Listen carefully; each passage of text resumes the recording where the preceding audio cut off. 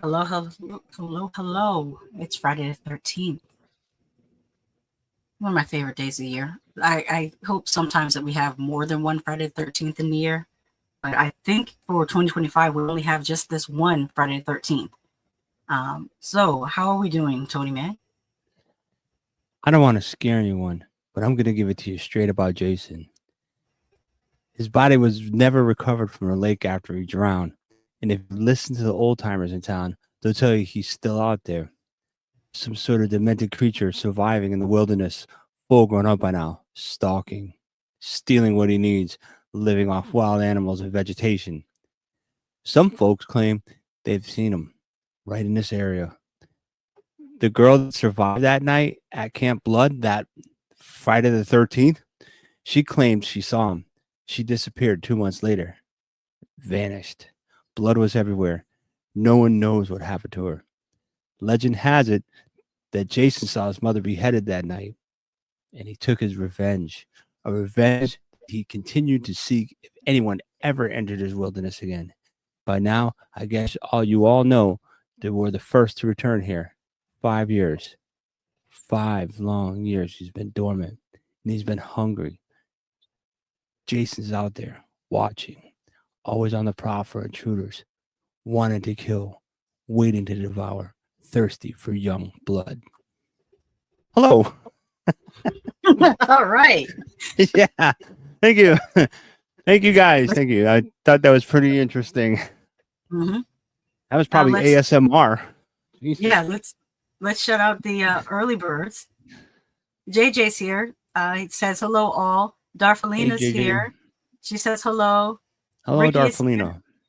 She says, hey, I just watched the movie for the first time today. Really? Oh my gosh. I'm interested to see what your comments are for the original Friday the 13th. Yes. Ricky is I like listening to her observations because a lot of the horror movies are new for her. So it's like re-experiencing it from with brand new eyes. Have you seen any of the Friday the 13th in the movie theater? Me? Mm-hmm. No, except Freddy versus Jason, but that was it. Oh, I saw the newer one, but that was with you. But no, you mean the I saw those on Yeah, I saw all of them on VHS. I didn't even see them on VHS. I think the first Friday the 13th I saw was Jason Goes to Hell, and I think that was the one my father had to come in. There was 2 movies my father had to come in with us because they wouldn't sell us the tickets because we weren't. It was for 17 and over, and I think I was 16. And it was Jason Goes to Hell and was it Freddy's Last Nightmare, The Final Elm Street, or something like that. I forgot what that one was called, but those 2 are the first 2 of those film series that I saw in the movie theater. I saw most. Go ahead. No, I was going to say, I remember, the only thing I remember was, I think my aunt went, whatever one with the blonde chick. Okay, there's more than one with a blonde girl. Do you, is the one with the telekinesis? No. I guess it was from what I remember, there was the one that Jason got struck by lightning with a pole sticking out of his chest. Yeah, that's Jason Lives. That's part 6. Okay, then my aunt went to go see that while we went to go see some PG movie. Well, she went. Yeah, she didn't want us to go see it with her. Oh man. Yeah. I will show you. Here's a little bit of a memory of how I came across these movies. This is the Home Box Office Television Network. Oh man, I know this. Yeah, this is how I saw these. This is where you hit the record button right before you start recording the movies. Because I've seen this a lot. Like when this played, how come we don't do this anymore? We should bring this back. I don't care if you're a streaming app. Bring this back.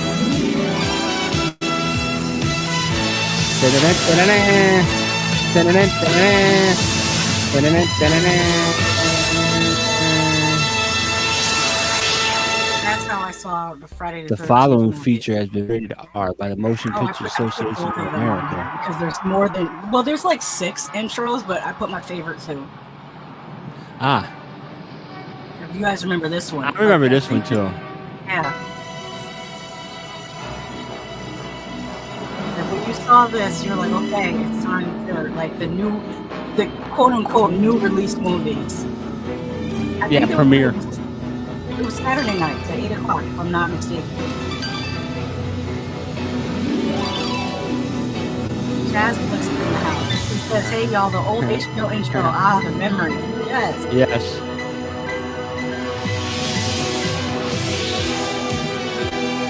Yeah, this is when they try to make it more disco-y. Yeah.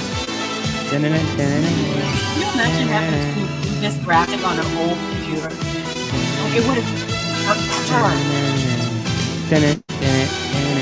gotta keep doing it. Every time I used to do that, I used to do that too.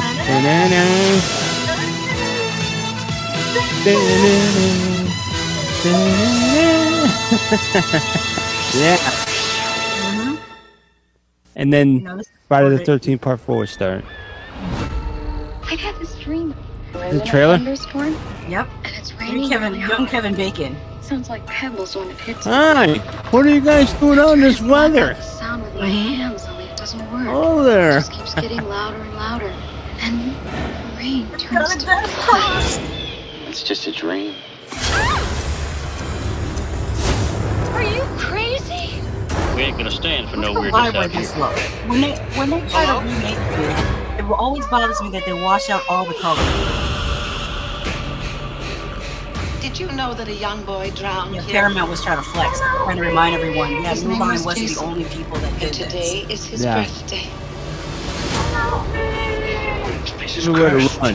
You're doomed if you stay here. You've got a death curse. It's not funny anymore. Not funny at all.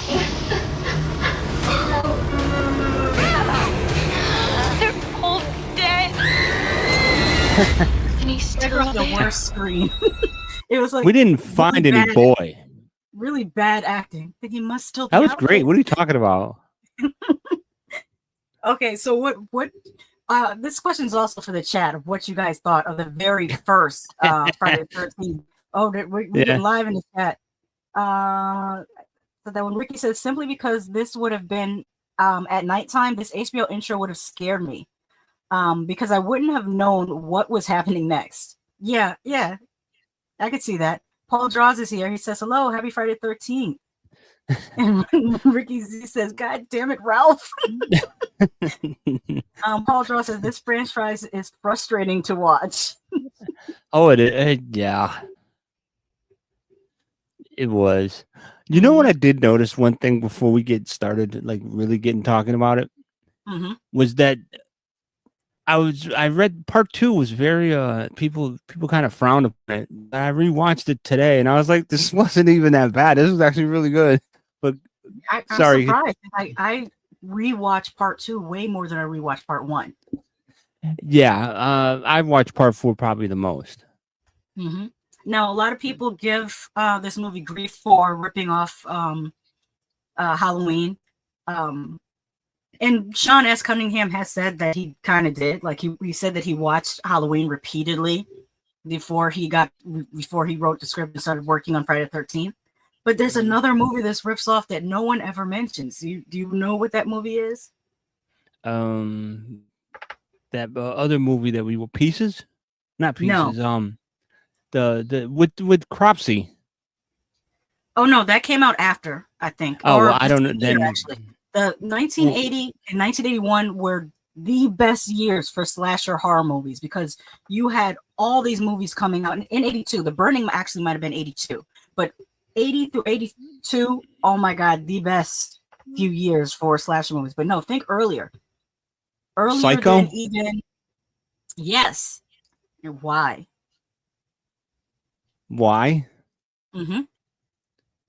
Because it was a switcheroo at the end. Well, there was a reveal at the end, but it's almost the same story. Because when you think about it, Norman was impersonating his mother, telling him to kill the girls. Pamela Voorhees was impersonating her son, telling her to kill the teens. Kill him, mommy. Kill him. Yes, Kill them all. It's like a gender swapped and also generation swapped because it's, you know, instead of the son hearing his mother, it's the mother hearing her son. But it's Psycho. No Interesting. one ever talks about that. And of course, we got baby Kevin Bacon in there, who Yes. took a spear to the throat in this, and then the iconic ending, because you think That that wasn't a she's safe. spear. That wasn't a spear. It wasn't a spear. Was it? What was It was it? an arrow. It was I think it was an arrow. Yeah. But go ahead, continue. Oh, Fominky Latte is here. She says, "Hey." Paul Hey, Draw says, Bo.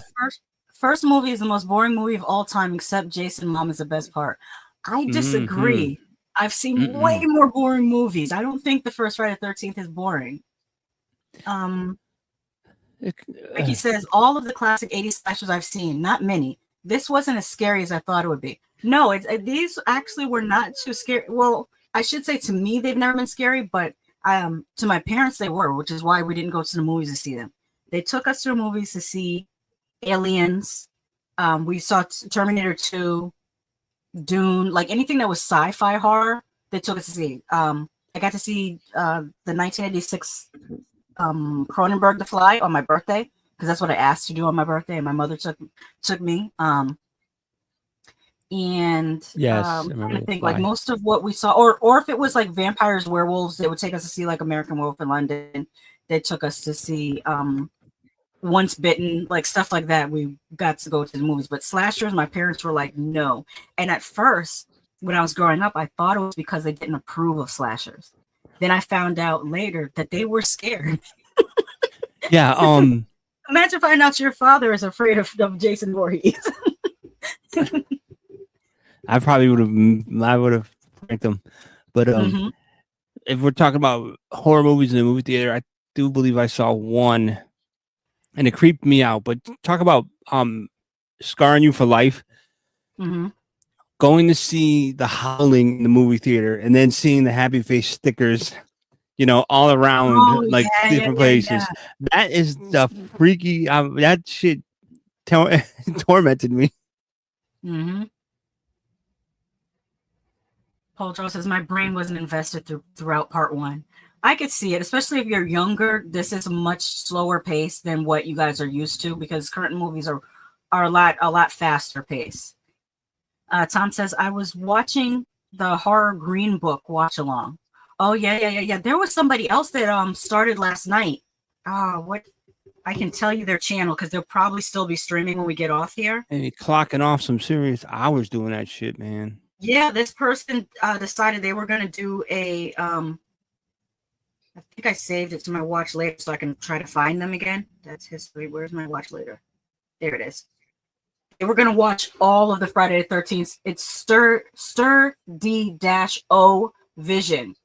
It says Sturdy's Final Friday, Friday the 13th, all day watch party. He's been streaming since last night. He started yesterday, and he's still streaming the Friday the 13th. So when I get off here, I might listen to him for a bit. But again, that's Stirred dash O dash on Vision. YouTube? On YouTube. Yeah. How the hell did they get away with that shit? Well, he's not showing the movie. He's just showing his reaction. He's letting people know so everybody starts at the same time. I can't sit in the damn chair for all 57 fucking Friday the 13th movies and stream. Like, just sit there and like, this chair is uncomfortable after 2.5 hours. There's no way in hell I'd be able to do it for a day and a half unless I have one of those like video gamer chairs. You know what? Rainbow Fright told me that those chairs are overrated. They look pretty, but they're no more comfortable than a regular desk chair. Okay. Oh, poor Ricky Z. I'm sorry. Hold on. I want to click on that for you. That's what she's. I just clicked on it. Hold on. I clicked on it at the same time. That's why. I'll stay for the discussion for the first one. Don't want to spoil the rest yet. Yes, I appreciate it. And then, by the way, we're only talking about the Friday the 13th for the first half of this live stream. We're going to talk about Friday the 13th, the series, a little bit later. But I felt like I wanted to touch on these. Oh, another thing we should touch on before we move on from part one is the makeup effects done by Tom Savini. I think that's what really made this movie pop, was the effects.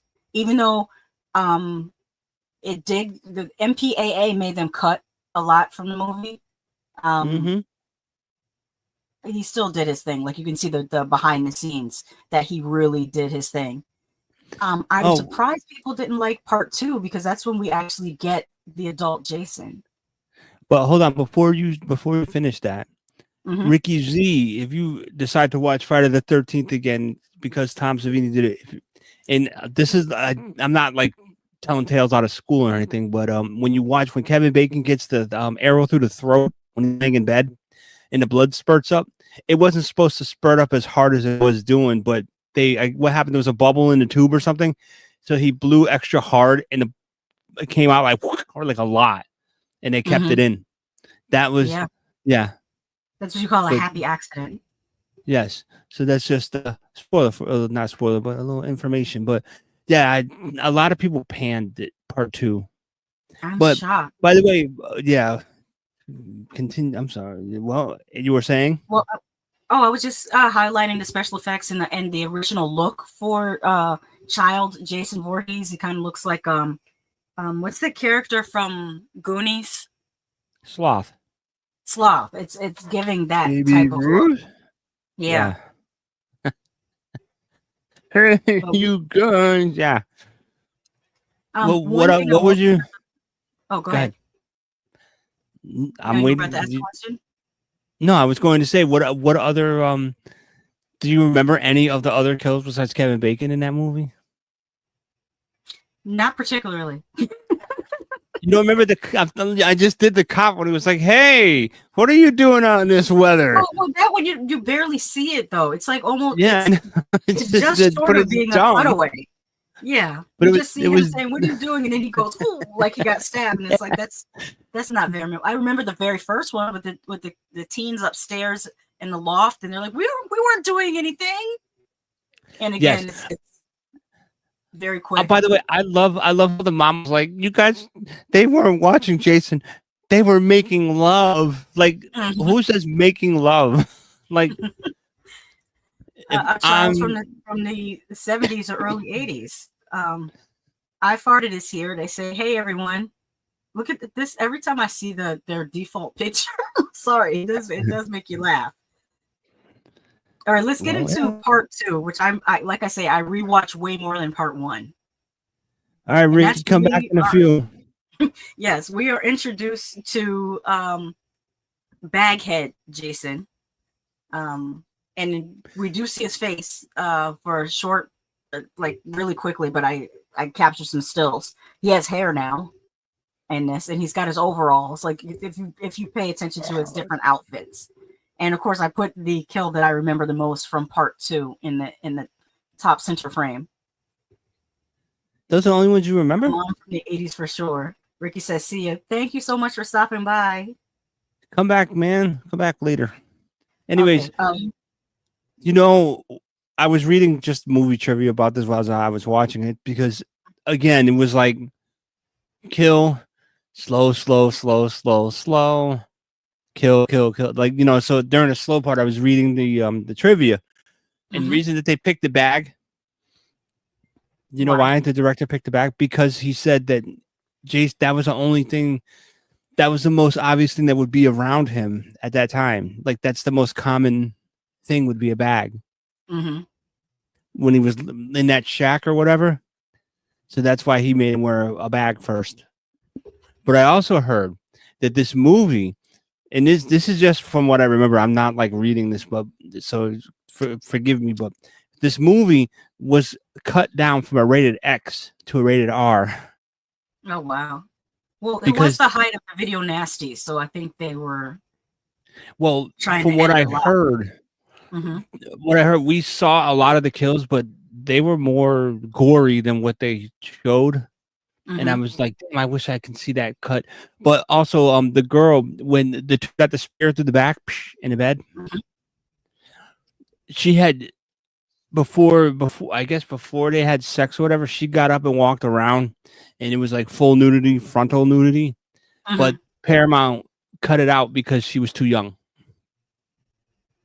Was she underage? I think all it said was she was too young. Oh wow. So yeah, Do you remember what movie I told you that they kind of borrowed that spear kill from? yes, that was either Mangler Pieces or The Burning, one of those. No. It was a It Bay was of one of those Blood. 80s movies you showed me. It was a 70s movie, A Bay of Blood, 1973. Oh, wasn't that skate? I still haven't seen that skater one yet. Yeah, you have to see. Oh, that's Curtains. I can't wait to see Curtains. But yeah, that's a Bay of Blood. Still felt bad for the wheelchair dude. He got it, he got that thing right. When I watched it again, I said, "Damn," because he was just like, "Hello," on the porch, and then just like, "Whoa!" That's all he said. Whoa! And he was, yeah, there it is. Yep, go for it. I wasn't gonna leave you hanging.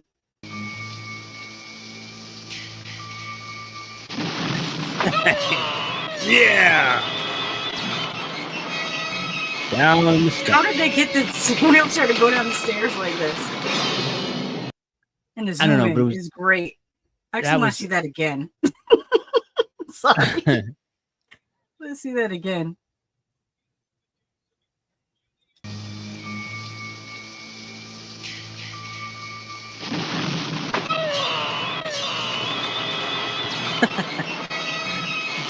Great echo. Where are these stairs in camp? Is what I want to know.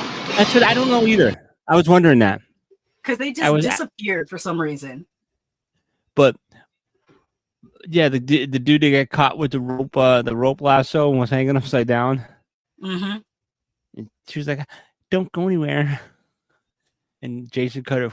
But I didn't. There was a cop that got killed in that one too, with the hammer to the head. It was a Jason's Jack. In multiple Friday the 13th, but not as much as in Halloween. I did a supercut of all of the police officers that were killed in Friday the 13th, not Friday the 13th, in Halloween. And then I also added the I think I added the fireman at the end because Michael Myers is not like cops. No, or fireman apparently. Mm-hmm. Mm-hmm. But so did you? So what would you? Well, we'll go. I guess we'll do rankings afterwards. I don't know. Mm-hmm. Yeah, we'll do we'll do the rankings towards the end. Part 3 with Shelley. Go for it. Yeah, well, part 3 with Shelley in 3D. Did you get to see this in 3D? No, I did not. Ah, ever? No. Nope. I have it. I have it on 3D. Well, actually, Drissa has it, but I have access to it in 3D with the glasses over here. We're gonna have to play it for you in 3D. Because I didn't know that you had never seen it in 3D. Like, you're not getting the full experience of Friday the 13th 3 if you're not seeing it in 3D. I mean, they put so many things in it. Like, you could tell it is written and designed to be a 3D movie. Huh. I got you.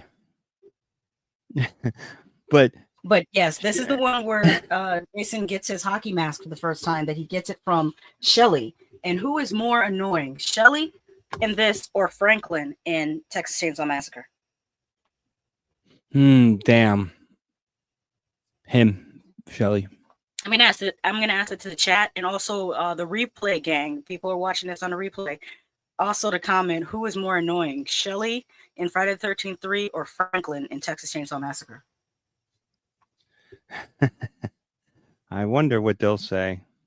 Pedro Ricio says sick. Fomicky Latte says all the Friday the 13th movies meld together for me. I'm getting old. That's how it kind of feels for me too. That's why I'm kind of doing this one big stream. Although I have reviewed each of these movies individually. So if you want a longer, more drawn out review that includes some of the kills, check out my Friday the 13th playlist because I have reviewed all of these. Tom Baker says you could collab, would be great. Yeah, I think so. JJ says Shelley is more annoying than everybody Franklin. says Shelley. Yeah. When I went back and watched Texas Chainsaw Massacre last year, or was it the year before last? I think it might have been 2023. I said to myself, we've all been too hard on Franklin. He was not as bad as Shelley. But this, I mean, think about it. Like, even when they asked him to go skinny dipping, and he was like, they're going swimming and they're going skinny dipping, and I'm not skinny enough. I'm like, God, please, just hit it. Shelley was annoying. I'm sorry. He was just so annoying. And he kept on being really, like, his pranks were not funny. What do you mean? He was an actor. That's what he said. Oh, I didn't remember that. Yeah. Shelley was the most annoying person in the world. But anyways, I forgot how did he die? Do you remember? No, I actually don't remember. Didn't he drop his wallet or something? And he went to get the wallet, and he got pulled underneath the pier, the little like pier thing. That's The dock. Or dock. I really don't fully remember how he died. I do remember these random. I remember these random gang members. I guess they're supposed to be a gang. There's only 3 of them. I don't know if that counts as a gang. I think you have to have at least a minimum of 5 for you to be a gang. But they're just hanging out in the woods for no reason. Yeah, Just and then one of the there. biker dudes gets his arm cut off. Mm-hmm. That was crazy. Or the your favorite scene was the one with the spear that you can see Yes. the fishing wire. You can see the chicken wire or the fish line that they use, but I don't care. I like their commitment to the bit. Paul says, weird how they cut out Jason picking up his mask. At first, I thought I miss out Franklin. Totally annoying. Yeah. But the hockey mask became iconic. It did. Especially in part 4. I have a little bit of trivia here. The Royal Independent Movie Theatre in Toronto, Canada, which closed in 2006, had owned one of the few copies of the movie in its original 3D format. They used to screen the film every Halloween. Yeah. I can't. The original plan for this film involved Jenny, played by Amy Steele, from the previous film, being confined to a psychiatric hospital, suffering from the trauma inflicted on her during the ordeal with Jason. She eventually finds out that, intent on revenge, he has tracked her down, and he begins to murder the staff and other patients at the hospital. Steele ultimately declined the offer to return to the series as she was busy with other projects, but has since said that she thinks she should have accepted. I don't think they should have gone with that because I think they would have been accused of copying Halloween for a second time, but copying Halloween 2. If you had Jason chasing her around a hospital, it would give too much Halloween 2. Yeah, it would. It definitely would have. Sorry, are you were you getting more trivia? Mm-hmm. To prevent the film's plot being leaked, the production used the fake title Crystal Japan after a David Bowie song. This began an on-again, off-again tradition of giving Friday the 13th films David Bowie song titles during production. Let's see. This film actually was released on a Friday the 13th, which doesn't always happen. Nice. No, you have to like really plan that. Mm-hmm. So but yeah. Martin J. Sadoff, the film's 3D effects supervisor, is responsible for coming up with Jason's trademark hockey mask. Sadoff always kept a bag with him full of hockey gear on set because he was an avid hockey fan. While testing potential masks to use for Jason, he pulled out a Detroit Red Wings goalie mask for the test. Director Steve Miner loved the look, and after making some modifications to the mask, decided to use it in the film.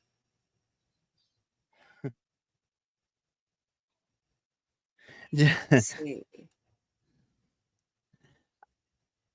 I'm gonna have to send you this so you can read this. Mm-hmm. I just saw because I was looking at the Friday the 13th stuff on IMDb just now as you're talking, and I clicked on this article from Dust on the VCR.substack.com, and the article says Friday the 13th Part 3 gave a franchise an iconic character in Shelley. Wow, someone wrote an article specifically about Shelley. Yeah. Interesting.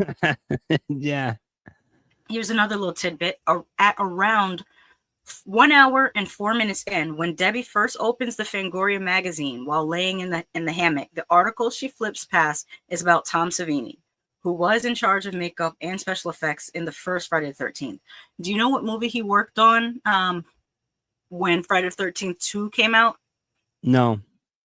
He was working on the special effects for the Prowler. And he didn't return to Friday the 13th for Friday the 13th 2 because he didn't understand how the story could continue since Pamela Voorhees had been, taken care of. Mm-hmm. So Yeah, have I shown you the Prowler is what I should say. I think maybe. Did you? I don't know. I told you they all blend. They all blend. The Prowler, the Mangler, the whatever. There is no Mangler. You keep saying the Mangler. The Mangler is a Stephen King movie from the 90s. You're thinking of oh gosh, I know what you're. It's I keep thinking of its original title, Fall Break. Mutilator. The Mutilator is what you're thinking. Yeah, of. that one, and or the one, the killer in the grocery store. I've seen those. I've seen all of those. Intruder. It's called Intruder. This is another one named on movie. Yes, I have to show you the Prowler. It would put you in a frame of mind of, have you seen My Bloody Valentine, the original, not the remake? Of course, yes. Okay. Well, the Prowler is kind of similar to, in my mind, is similar to My Bloody Valentine. Sarah, it's Valentine's Day, and I love you. Yes, I've seen that a billion times. Remember I told you that Friday the 13th Part 4 was my favorite because my grandfather had recorded it from HBO, and I would always go. There were like 4 movies I would watch all the time every Sunday when I would go over there because while they were cooking pasta and everything, and it'd be Red Dawn. It was First Blood, Friday the 13th Part 4, and My Bloody Valentine. Those 4, I watched those 4 every Sunday. In that particular order too. JJ said Madman was a good one also. Yes. That's another one starts with a campfire story about Madman Mars.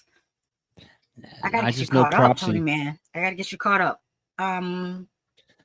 Yeah, you do. I'll give one more trivia and then we'll move on. Although it appears sunny and warm, the film was shot during January/February winter. Several night scenes were trimmed in order to conceal the actor's visible breath appearing on screen. That also happened in Part 4. Believe it or not. But yes, that's interesting. But yeah, I can see that's the biker gang at the bottom, and one of them gets their arm cut off. I remember that. Oh, you could put one of the best kills in there, on the top. Yes, I did. This one has some of the best stuff in it. Well, it was quote unquote the final chapter. That was not the final chapter, but yeah. You and some iconic characters that no one talks about. Like Ted. Like Teddy Bear. The dead fuck over there. Let me look on the computer. Crispin Glover. No, let me look on the computer. No. Yeah, Ted was the one that called. No, Ted was the one that called him a dead fuck. Because remember, I know he called him. He called him a dead fuck. Ted? Yes. He said it was a dead fuck. He was a lousy lay. Because he didn't know what to do, and he said, "There is no computer, Ted." And Ted said, and there is no. And he said the girl's name, but also it was also Ted when By the way, that movie is like, to me, I can like you see me, I can quote it like when I'm watching it. You've heard me saying it, yeah, just like you guys with Creepshow. Yes, that's me with this movie. I'm like, hey, sweetie, you got a sister, ruff, stuff like that. When the hitchhiker got the knife through the back of the head when she was eating a banana because she had a sign that said hitchhiking, and that girl in the bottom on the raft was like, hey, why don't you pick her up? He said, there's no room, and they drove by her, and that's when Ted said, hey, sweetheart, you got a sister, ruff, and I just remember that part. But this movie was, to me, had the best kills of all of them. Well, yeah, like in a movie, I would say the best kills in a movie. There have been some good kills, like we'll probably get into it, but like the chick getting her head driven through the side of the RV. Mm-hmm. That But was this part movie, 6, I think. Part 6. Yeah, this one. Oh, and by the way, Crispin Glover's character's name is Jim or Jimbo. I think he got called Jimbo. yeah, and Um, he had sex with one of the twins yes, he did. that later got thrown out of a window. Now, I another still thing don't that understand makes, why the dog did it. I don't know, but another thing that stands out to me about this movie is Jimbo's dancing. Says at around 15 minutes, the strange dance which Jimbo performs at the party was contributed by actor Crispin Glover and was based on the eccentric way he actually danced in clubs. On the set, he was dancing to Back in Black by AC/DC as the scene was filmed. In the film, however, an edited version of Love is a Lie by Lion, I think it's Lion, was dubbed into the scene. See, they should have fought to get the rights to Back in Black so that we could see him dance. I'm sure somebody on YouTube has edited him dancing to Back in Black, so we know how Yeah. it's supposed to look. But yeah, that's apparently how he actually danced. It's not like a character thing.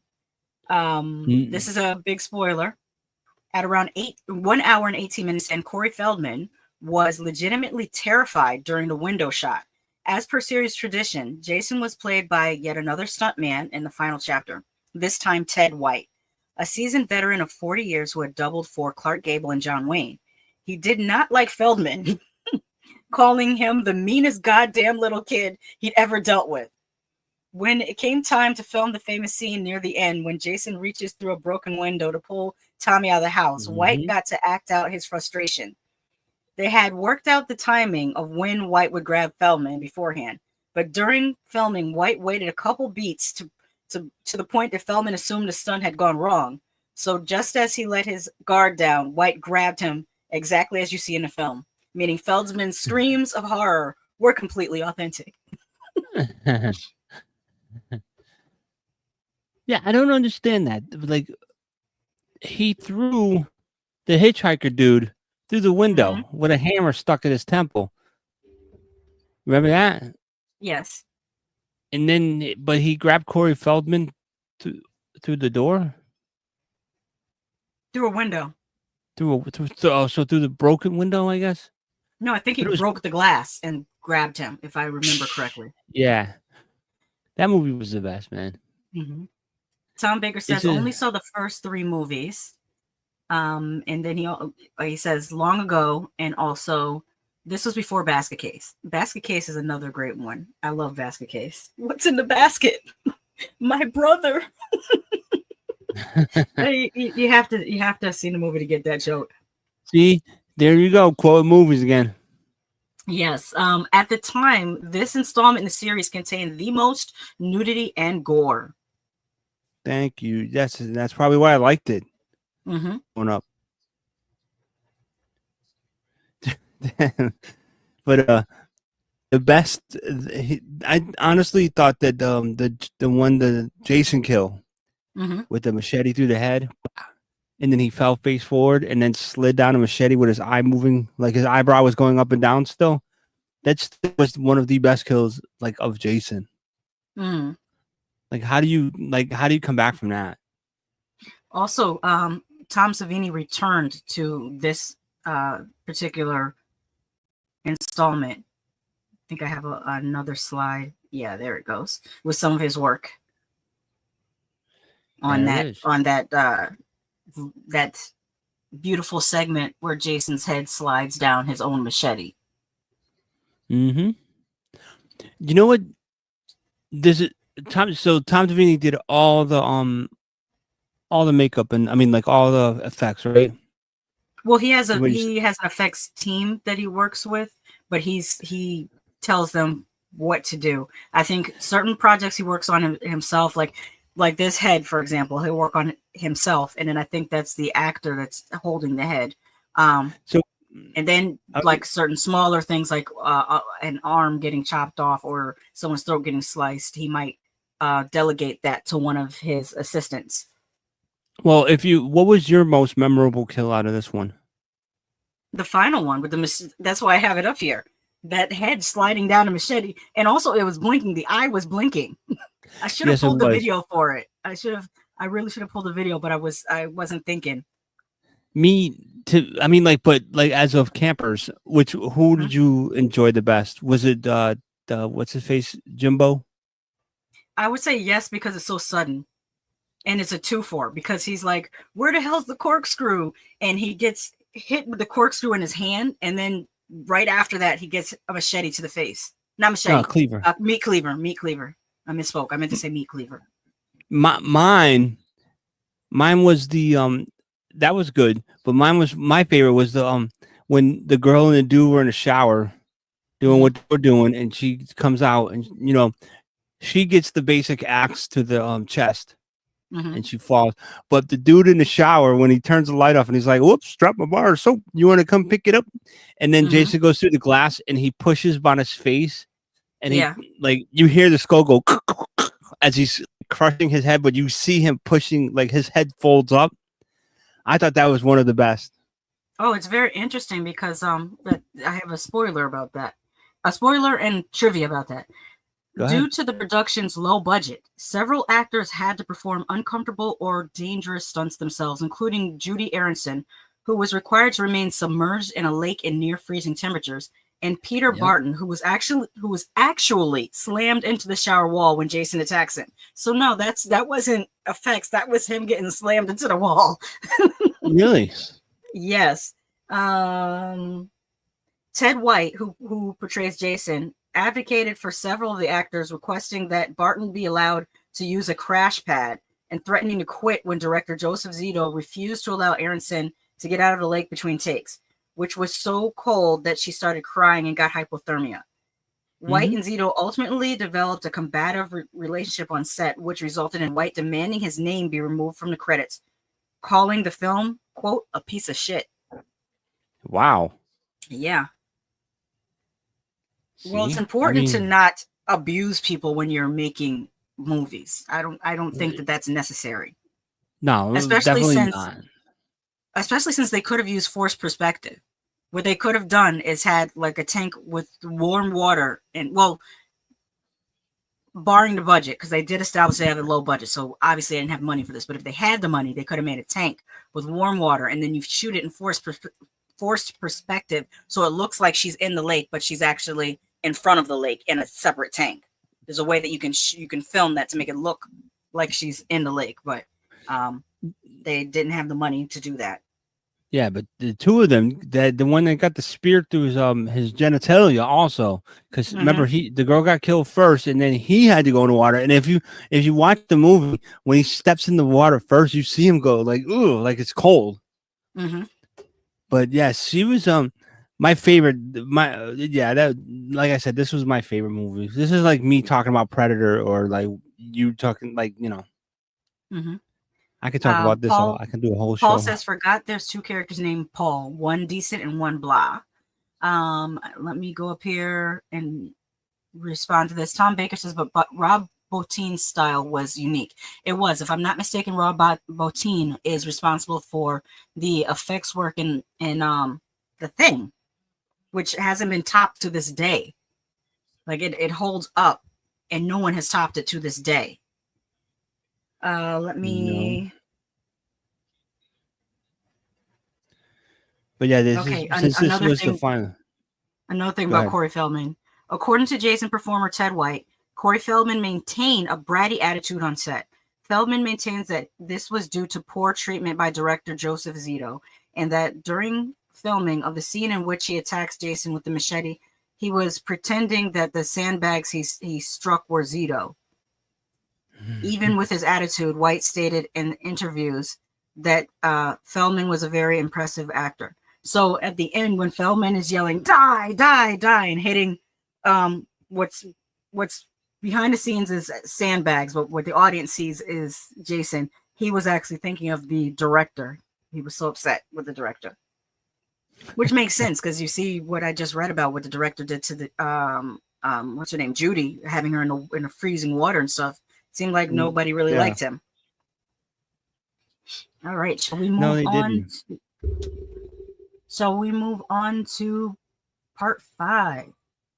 Now this one is controversial because well, first I'll tell you what I like about it, and then I'll get into why I think it's, I shouldn't say controversial is not the right word. Polarizing. People either really love it or they really hate it. I really love it, obviously, because of these characters. I loved I should inform everyone that the bottom center picture, that character is Tommy Jarvis. He's the same character that Corey Feldman played in part 4. And in this is part 5. It's same character, different actor. I also love that Miguel A. Nunez Jr. was in it. Well, he's great in everything. I love him in Return of the Living Dead as well. This is called The New Blood. I'm waiting for you to do your favorite quote. Oh, you mean ooh baby, hey baby, hey baby. Or do you mean damn enchiladas? See, you still laugh at that. Yes, because it's hilarious. The way he was running. Yeah.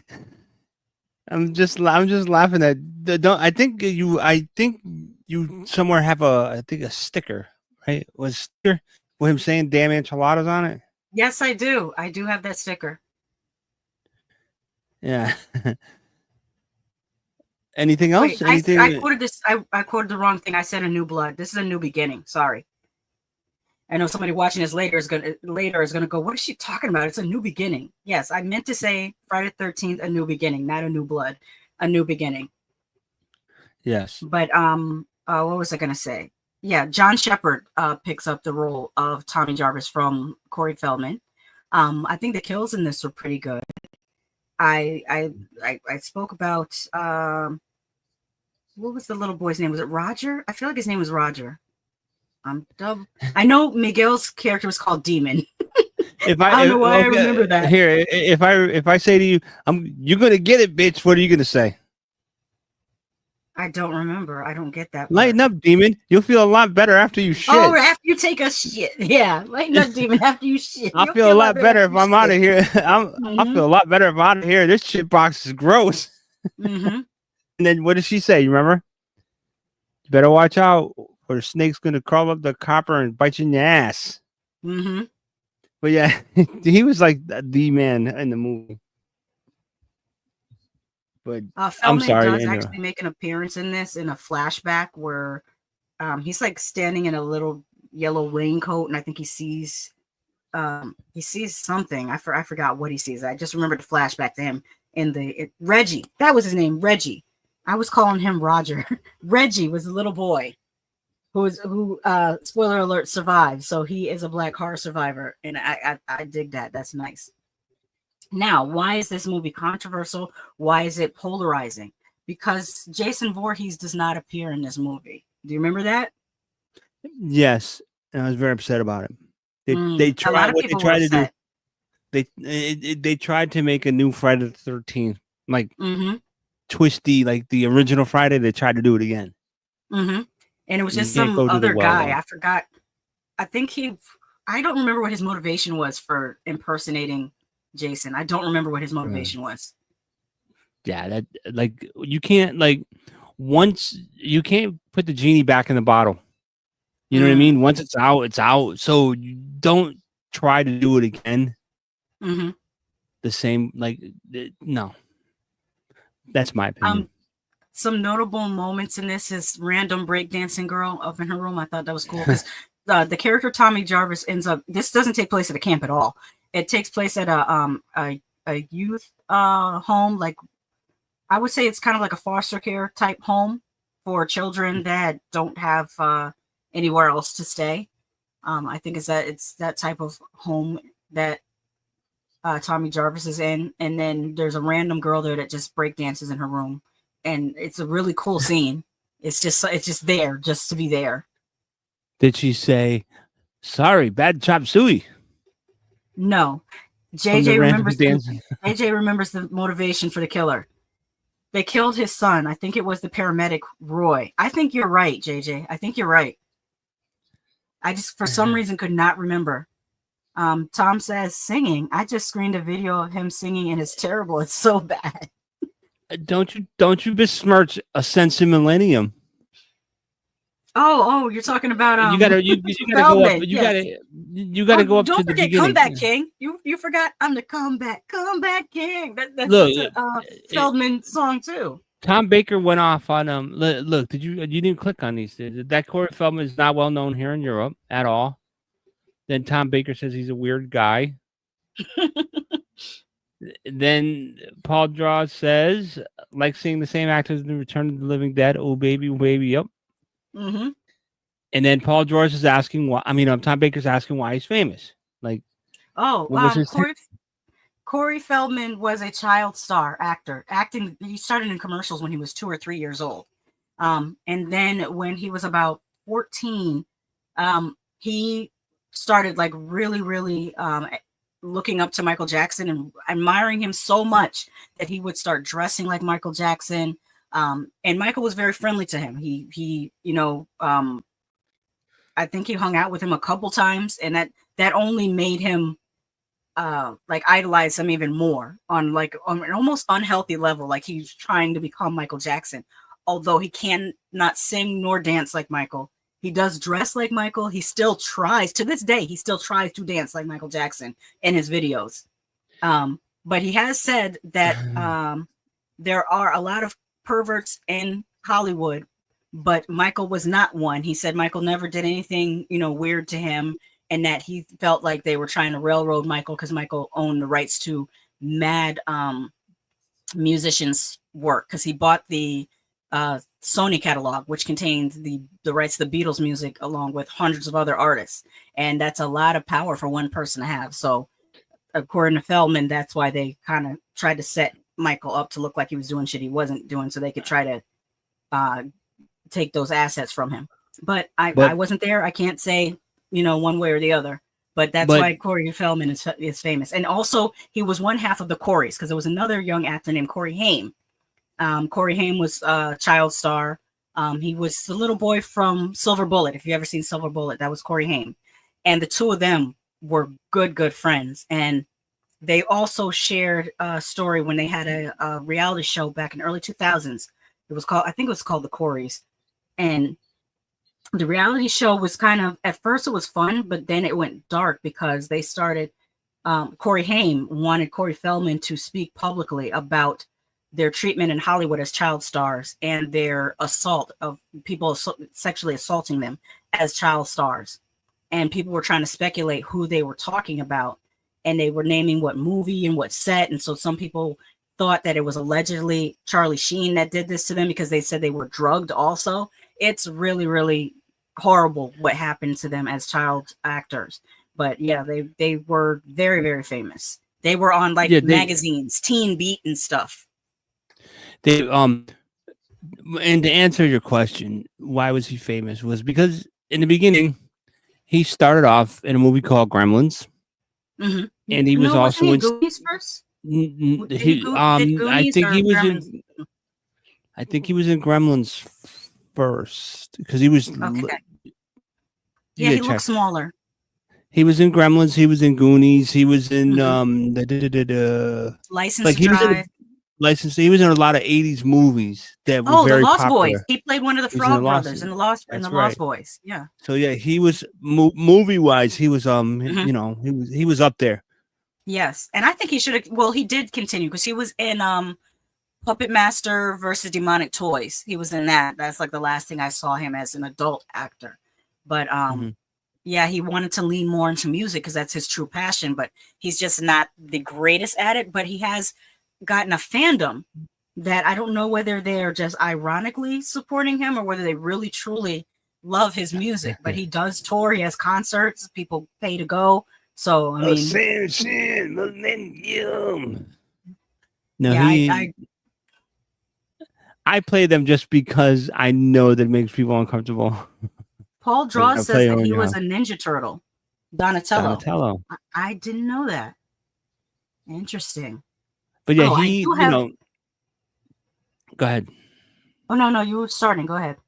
I was going to say So before he became Michael Jackson, Corey Feldman, that's Mhm. how he became famous. Because to answer your initial question of why was he famous, he was Mhm. famous for movies. Yes. Okay, I have some tea from, I would say tea / trivia for Friday the 13th, A New Beginning. It says here, Friday the 13th producer Frank Mancuso Jr. didn't get on with the film's director Danny Steinman. Mancuso called Steinman a pervert and called the film a softcore porn sex movie rather than a slasher horror film. Which I don't. This one is like the least sexy of the. I would say the one after this was had more. I guess sexy scenes in it than a New Beginning. Like that's odd. The film was originally written to have Corey Feldman as the star, reprising the role of Tommy Jarvis, but he was already working on The Goonies, and therefore the character was recast. Why the producers chose such a considerably older actor for the role is unknown. Yeah, I mean, he had a spurt. Mm-hmm. The Tommy Jarvis character says only 24 words throughout the entire film. That's good. But Oh wow, I didn't know this happened. you got to read it out loud. During a 2013 interview, Deborah Voorhees revealed that her nudity in this film got her fired as a teacher at 2 schools years later. At one high school, some boys got a hold of her topless images from the film and text messaged them around the school. That was 3 weeks before the end of the school year, and she wasn't allowed to stay until graduation or sit with the Text students message. Yeah, so that must have been kind of recent.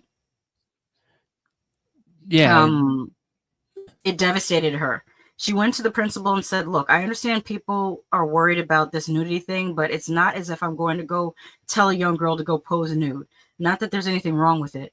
She said she doesn't let what happened to her bother her, adding, I think people worrying about nudity in a film is silly and ridiculous, but that's just my personal opinion and my conflict of what's right and wrong. Theirs is different, and that's okay. We can be different. You know what? I agree with her.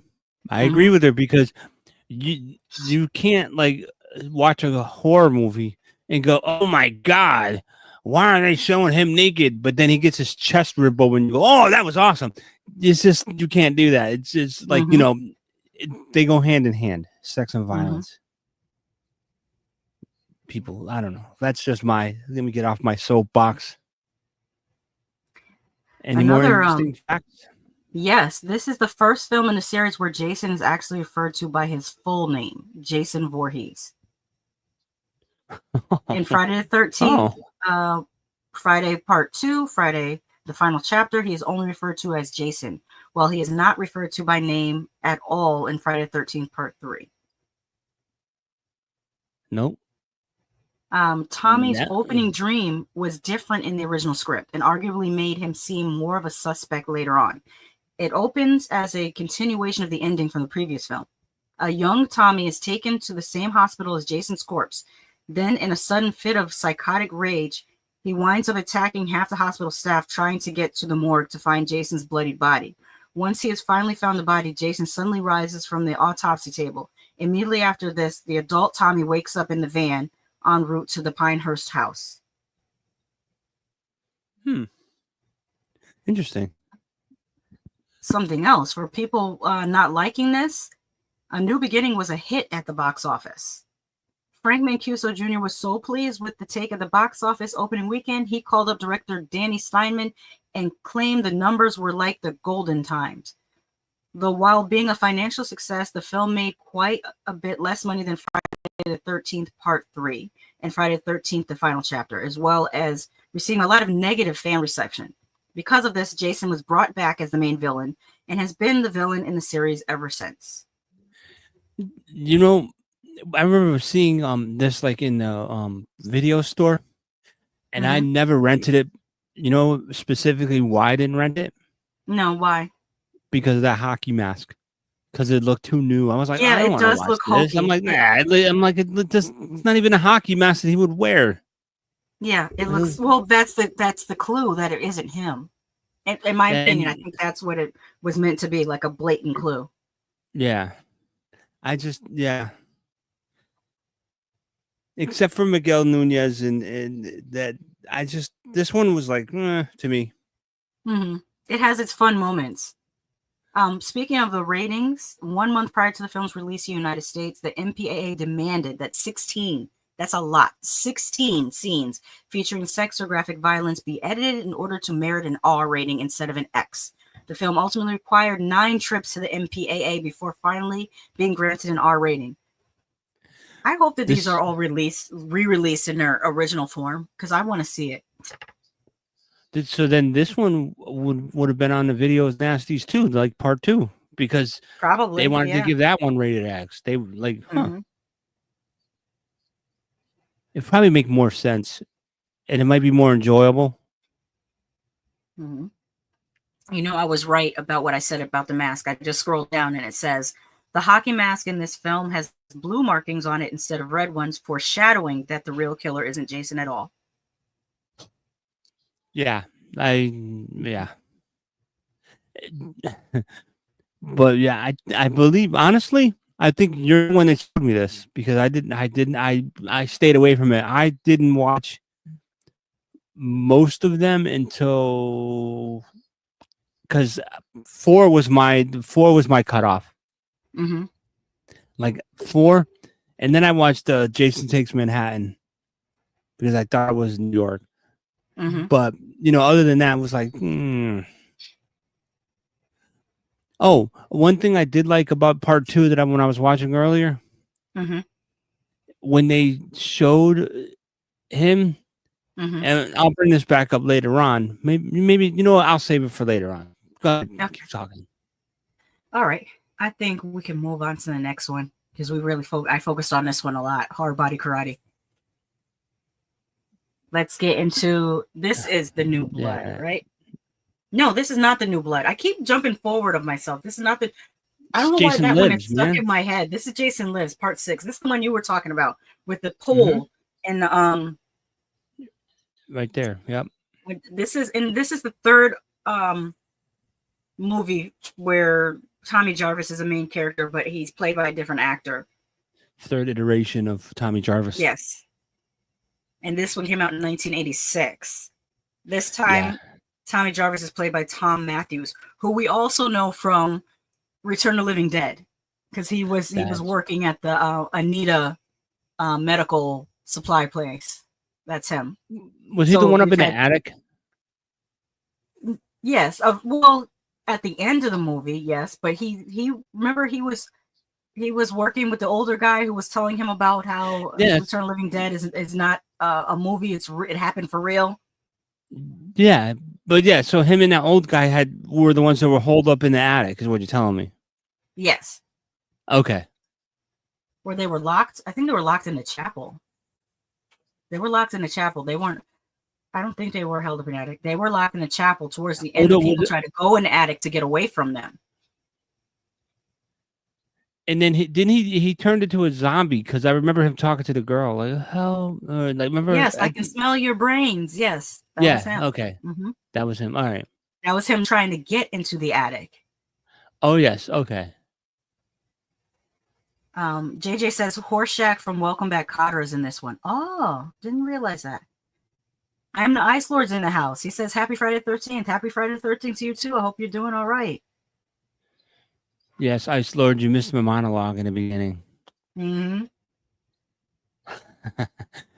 But you'll have to this rewatch is the it. one. If you look in the bottom left corner, you mentioned this kill earlier. Yeah, with the face through the side of the camper. Yep. This is the only.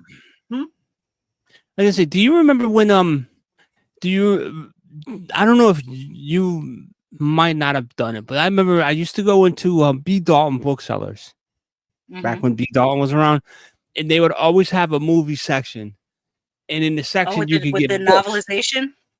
The novelization, and I had the novelization of this book, of this movie. But how was it? No, it was good. You could tell there was a lot cut out because the book was a lot different. But that's also where I got that the Freddy Krueger 7 Sweetest Nightmares book. That now I wish I would have never like. It's probably somewhere in my mother's house somewhere. But yeah, that book now. I looked on Amazon. It's like $300 for that paperback book that I got for like $6.99 because it's so rare. But all right, sorry. Side note. This is the only Friday the 13th where the campers actually arrived. All the previous movies, it's always been the counselors getting the camp ready for the campers. And of course in part 5, it was a group home. This is the one where the campers actually arrived. And you can see them there, the little kids there. Yes. But what I did like about this one though too, now that I look at the picture, they kept the continuity after that stupid 5 with the new mask. He has the axe, that part in the side of his mouth where the axe was, but like the injuries that he had, like from the axe, that's like iconic to me still. So I'm glad they kept it. Like they kept it through every movie. Even though he got more and more slimy looking as he went down the road. Oh yeah. But yes, I'm sorry. Continue on. Forge on, young lady. Well, another interesting thing about this film is it even though people may not remember it a lot because it's in the middle of a series of so many Friday the 13th movies, it was very inspirational for people. One of the people it inspired was Kevin Williamson. He told director Tom McLaughlin that this film had a huge influence on him growing up and helped inspire him to write his meta-slasher film, Scream. Oh. I did not know that. This is the first and only film in the series, including New Line Cinema's 3 Jason films and the 2009 reboot, to feature absolutely no nudity, although there is one sex scene. And this was rated R, correct? Yeah, it was rated R. Let me look. Double check. Yes, it's rated R. So I guess it's rated R for violence and gore. Yeah, that's why my aunt would let me see it. Any more interesting trivia? Let me see here. Director Tom McLaughlin took home some props from the film, including Jason's tombstone, which sits outside his house. Made to look like Jason is buried in his yard, and his casket, which sits in his garage. Yes, the DVD box. The DVD box set includes a scene in which he shows off these props at his home and tells of how a city employee refused to enter his yard to read the meter because he thought a body was really buried there.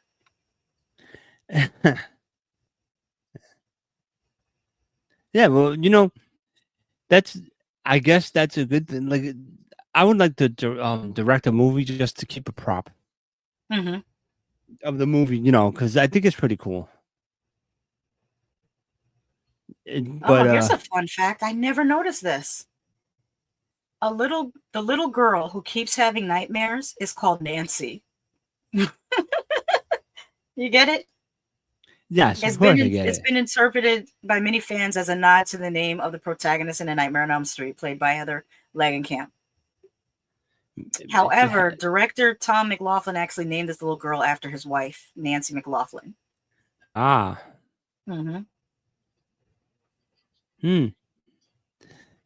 This would, yeah. And speaking of Friday the 13th movies, I think you have a whole box set too, right? Yes. This is, I hate to say it, but this one is probably my least favorite. Jason Lives. Like I rarely rewatch this one. It's just not one of my favorites. Really? Huh. Dan, you know what? I have to kind of agree. Like, it's right. Like, most of these movies are like good for like a, I don't know how you say it. Good for a watch. And then that was it, Oh, that's what it was. I'm sorry. 86. When this was out, right? Yeah. My aunt saw this, but we went to go see Ferris Bueller's Day Off. Mm-hmm. So yeah, that's what we did. And got in trouble for singing. Mm. This does have a body count of 18, so that's good. But yeah, I mean, the only thing that I really like about this movie is the beginning. I like the plot convention of Tommy Jarvis being so convinced that Jason is still alive that he accidentally revives him. Like, because he takes that pole out of the cemetery, sticks it in his chest, and then lightning strikes it. And don't you love how they buried Jason with his mask? Like, that's interesting. You know what? I'm glad now that I'm reliving this movie again. Why do I get those two movies confused? And I can explain what I'm talking about in a second. Okay. Mm-hmm. The dog that pissed fire. Oh, that's the dog that pissed fire. That's a Nightmare on Elm Street 4, The Dream Child. Okay, yeah, I get those. I get yeah, because I just remember somebody was buried and a dog pisses fire and it opens up the gates of hell. I might be alone on this, but I like that about Nightmare on Elm Street 4. That was one of my favorite movies. Yeah, that and the plot convention of Alice gaining a personality. Because when she first starts, she's timid, she has no personality. And then as each one of her friends passes away, she gains their attributes and their characteristics. My favorite still quote is not or scene is when she wakes up and she's in the diner and there's Freddy gets the meatball, the pizza with the meatballs on it and their little heads, and he goes, "If the service was to kill you, the food will." And he sticks his head in one of the meatballs and then eats it. Fucking yeah. I think we should do an Elm Street stream at some point. Yes. But let's get back to the Friday 13th. Is there anything else to say about Jason Lives? Nope. Continue. Yeah, I don't really have anything to add. I like that they saved the kids, getting them on the bus and everything at the end. That was cool, but there's not much. Oh, there is a little slide plot with those. I don't know, what were they? Were they doing paintball in the woods? It was like these people that were in camouflage, and I think they were playing paintball in the woods. And that's how Jason gets another machete. Yeah, paintball, man, that shit hurts.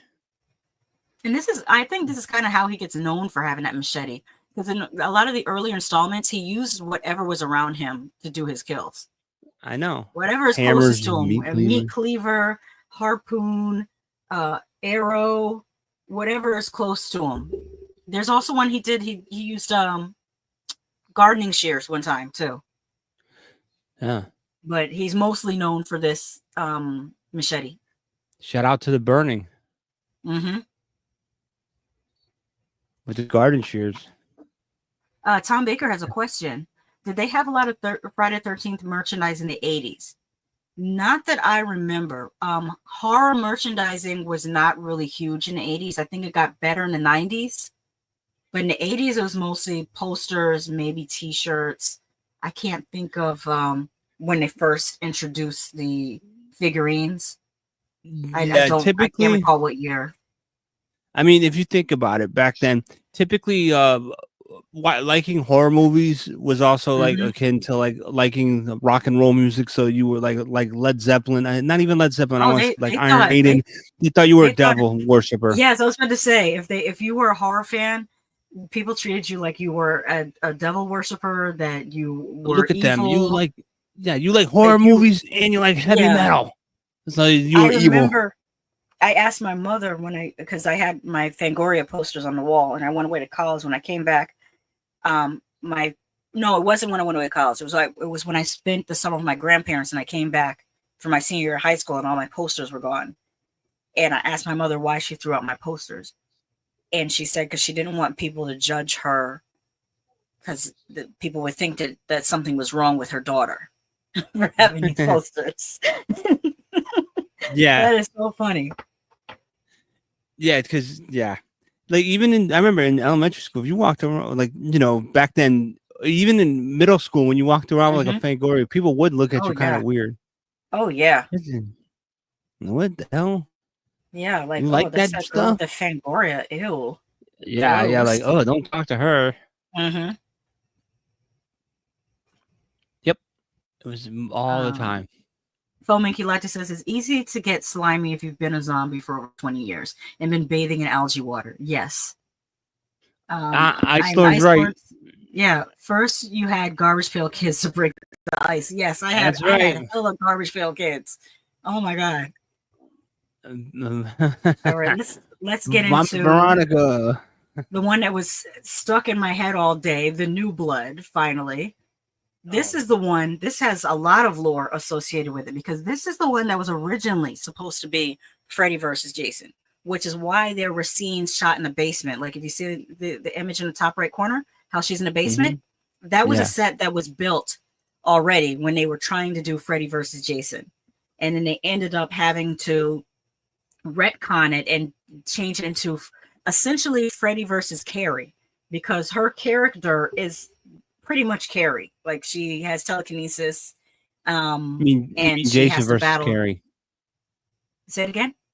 I said you mean Jason versus Carrie because you said Freddy versus Carrie. Yeah, you're right. You're right. I misspoke. I was thinking Jason versus Carrie. Yes. His build is different, which is why I put that picture in the top, in the center top. His build, he's like this is. He's getting way more buff, even though he's showing bones, which is kind of incongruent, but I kind of liked it. Do you remember this one? Not really. Not at all. Like the one I remember probably the most out of the sequels is probably the worm one. Oh, we'll get into that one. We're gonna get into that one. But yes, I do remember some of the kills from this one though, because I can see it Okay. in the corner. I do remember that one. Yes, you got to remember the sleeping bag. Oh yeah, when he's You got to remember bam, sleeping right against bag. the wall, They- like, right against the 'cause they- tree. Yes, because they brought it back for Jason X. They Yes, I recreated know. it in Jason X. Now, one of Yeah. the reasons why Jason Voorhees is buffer in this movie is because he's being played by Kane Hodder, who has a bigger physicality. Oh, so this was the one that started Kane Hodder being Jason, and everybody made him synonymous with Jason. Yeah, and that pause and that deep breath that he takes, like you know how Michael Myers does the head tilt. Mm-hmm. Kane Hodder's Jason does a pause and then a deep chest breath before he comes at you. Yeah. And he walks. Mm-hmm. Yeah, it's just a different presence.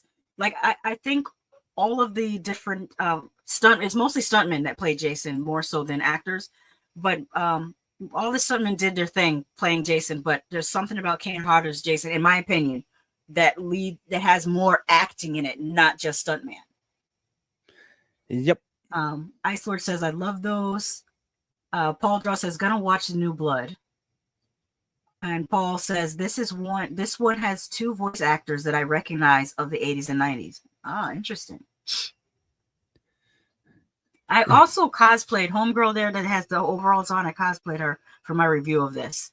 I think I did I paired this one with Jason Takes. No, I didn't. I paired this one with 6. I did 6 and 7 together, and I did Jason Takes Manhattan and Jason. Did I take Jason Goes to Hell? Was it the Final Friday? I might have paired those together. I'm not sure. But I reviewed the whole series, so you got to check out my channel. I reposted the videos all this week leading up to Friday the 13th. So they should be easy to find.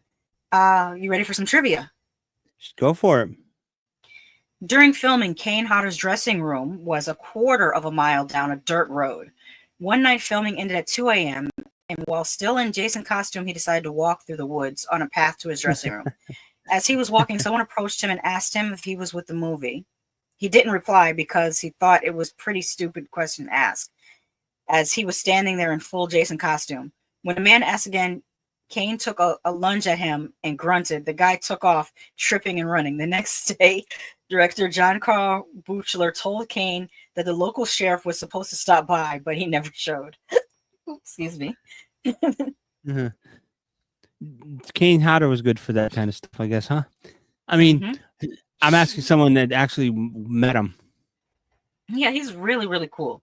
Very down to earth, laid back, a very friendly disposition. Makes you feel safe to be around him. Really, really nice. Almost got like that uncle father energy. You know what I mean? There was a cameo in this. The veteran actor who played Crazy Ralph in the original Friday the 13th and in Friday the 13th Part 2 returns as the voice of the narrator during the opening of this film. It is possible that the narrator could be Crazy Ralph telling the story from beyond the grave. Interesting. That's Ralph. Ralph was my man. That Ralph. It's got a death curse, Ralph, right? Crazy Ralph. Yep, that's him. Director had the John eyeball. Carl. Wait, say again. Isn't he the one who had the eyeball in the 3D one that was showing it to the? Remember he pulled the eyeball out of his thing. I can't remember whether that was Ralph or not, but I do remember someone pulling an eyeball. Okay, I'm sorry. JJ says R.I.P. Lar Park Lincoln. Yeah, Lar Park Lincoln plays the title character in this. Was it Tina? Is her name Tina? Let me double check, because if there's one thing I do not know, it is Friday the 13th character names. Like, I can name you the characters in Nightmare on Elm Street, but Friday the 13th? You get no love. Yes, it's Tina. Okay. It's not that they don't get any love. It's just hard for me to... There's so many characters, number one. It's hard for me to remember their names. I'm sure someone that's like a deep, deep Friday fan will probably know. Because, full disclosure, my favorite slasher series is Nightmare on Elm Street.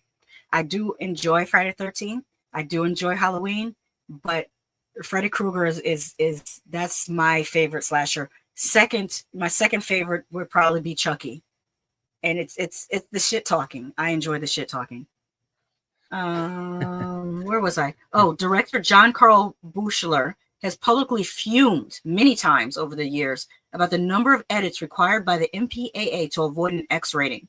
The film had to be submitted 9 times to the Motion Picture Association of America before being granted an R rating, and it stands as arguably the most heavily censored entry in Friday the 13th. I would say not so much, because we just read that the previous one, A New Beginning, had to go to MPA 9 times as well, so they're tied for that. That's just and crazy. As I was telling you earlier, I'm going to repeat it because they've probably written it in a more eloquent way than I said it. This film was originally intended to bring horror icons Jason Voorhees and Freddy Krueger together on screen for the first time. However, when Paramount Pictures, which at the time held the rights to the Friday the 13th series, and New Line Cinema, which holds the rights to Nightmare on Elm Street series, couldn't agree behind the scenes, the script was rewritten to pit Jason up against the telekinetic Tina Shepard instead. The crossover wouldn't happen for another 15 years until Freddy vs. Jason 2003 was finally produced. Interesting. Oh, I should have caught an image of that. This film set a record for longest uninterrupted on-screen controlled burn in Hollywood history. To accomplish this effect, they used a rigged apparatus to actually capture the ignition on film. And that moment, you're actually watching Kane Hodder truly being set on fire, an effect which normally accomplished at the time via trick photography. Hodder stayed on fire for a record-setting 40 seconds. Oh my God. That's kind of crazy, man. I know that that's why they used to, like, people get burned, like when they show people burning, they cut away, like, or they go slow motion to make it seem like it's longer than it is. Yes. But I'm the Ice Lord says there was a rumor about Freddy vs. Jason when I was in grade school in the 80s. Yes. I'll do one more before I actually have a scene to show.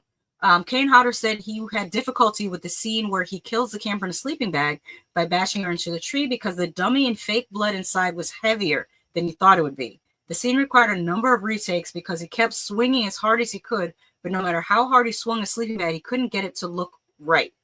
By the final take, he was so fed up with the situation that after he dropped the bag, he kicked it angrily.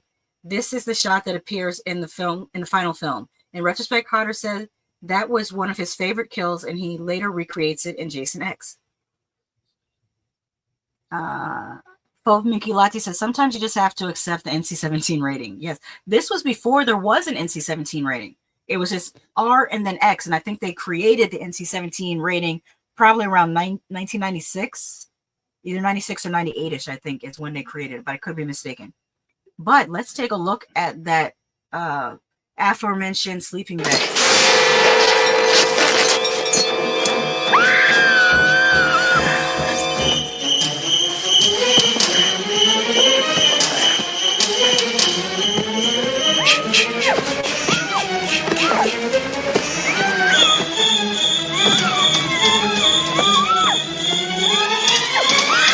There's the cut to the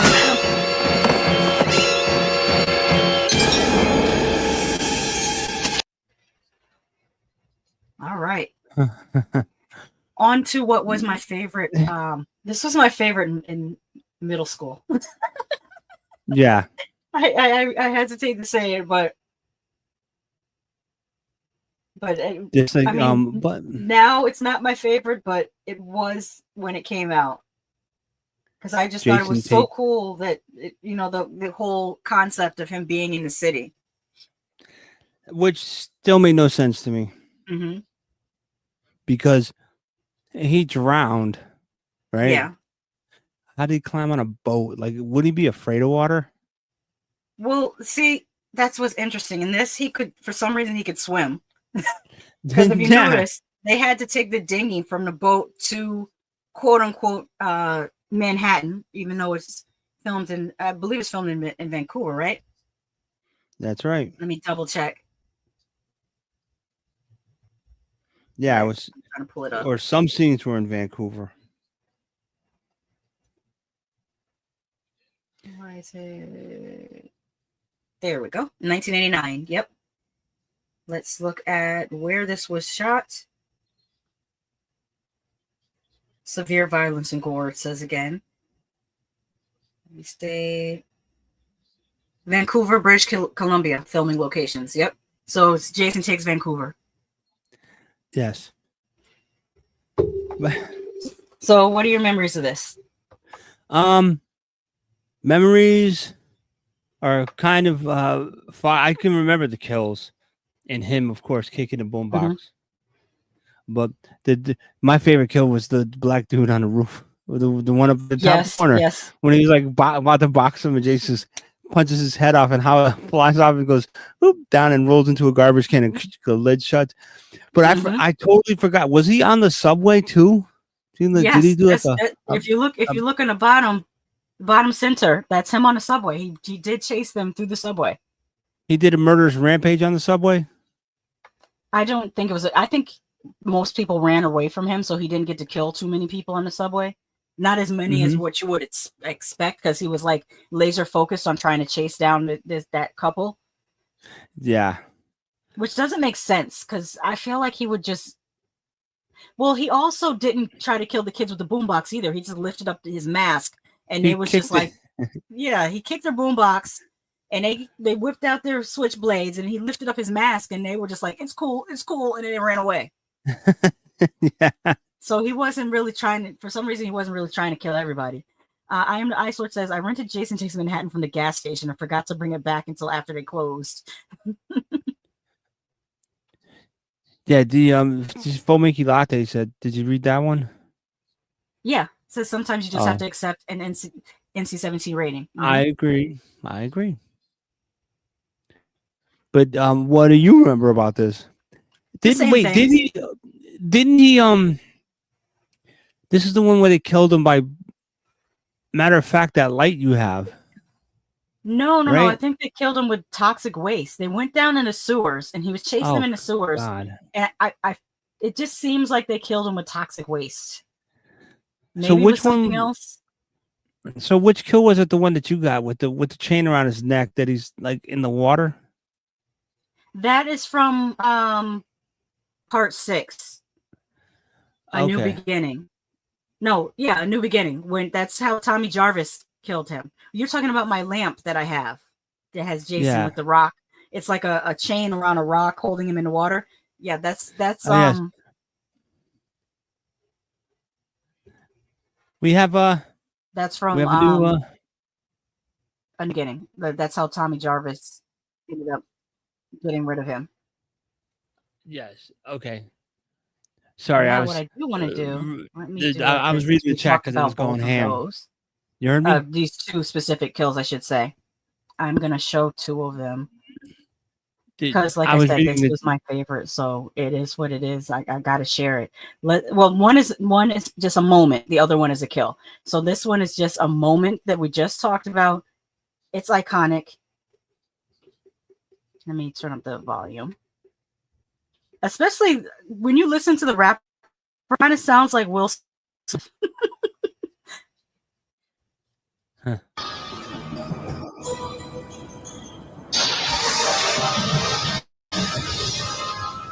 Somebody please go!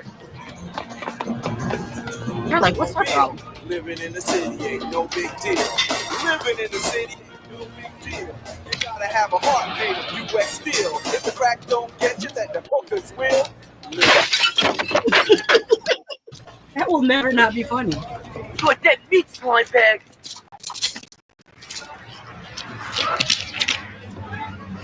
Maybe he just lifts up his mask.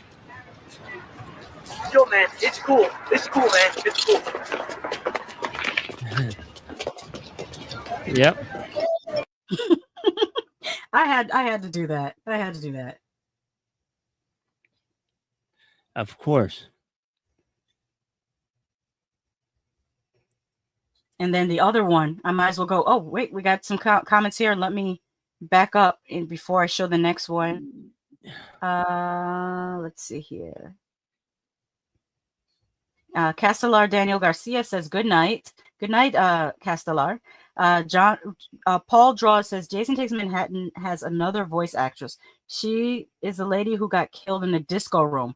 Oh, yeah, I like that scene with the disco room, too. Mm-hmm. Castellar says, The Burning and Madman are good camp slasher films. Yes, they are. We talked about The Burning a couple weeks ago. I still have to get TonyMan to watch Madman, and we'll come back and talk about that. Castellar says part 8 was The Toxic Waste. Yes, thank you. And Tom says Vancouver, great choice, especially because that accent is 100% the same as New York accent. I got it. He says, just kidding. Castellar says part 7, the father took him away. Yes, because she kind of like, it felt like she used her telekinesis to contact her father who was still in the water, and he jumped up and got Jason out of the way. And then Castellar says part 8, boxer decapitation. Boombox bummer. And Fomiki Light says Jason's an old man. He doesn't like that hippity hop music. Maybe he doesn't like bad hippity hoppity music. Yeah, it was horrible. Mm-hmm. Now, speaking of the boxer, I pulled this scene too. Take your best shot. Your best shot, motherfucker.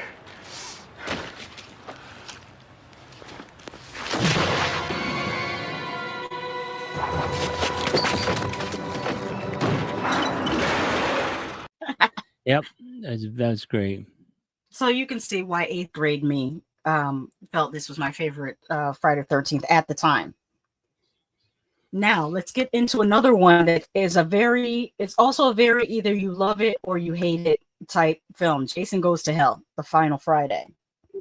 This is the first Friday the 13th that I ever got to see in a movie theater. And like I was saying earlier, my father had to come in with us because we were not allowed to go into the theater without being accompanied by an adult. And to me, it was a lot of fun, but I get why people disliked it because of the plot convention of Jason being able to kind of body swap, jump from body to body to body. But this one, even though that plot convention may not be popular with everyone, I kind of felt like it added 2 things to the mythos. One thing, it solidified the Freddy versus Jason of it all, which we got that stinger at the end. with Freddy's glove coming up and grabbing his mask.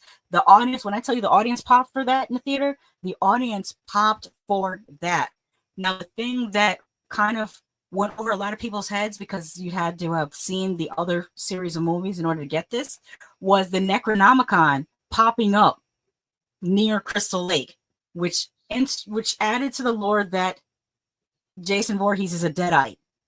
Now, what do you think of those things I just said, Tony Man? That's way too convoluted. It's just convoluted like crazy.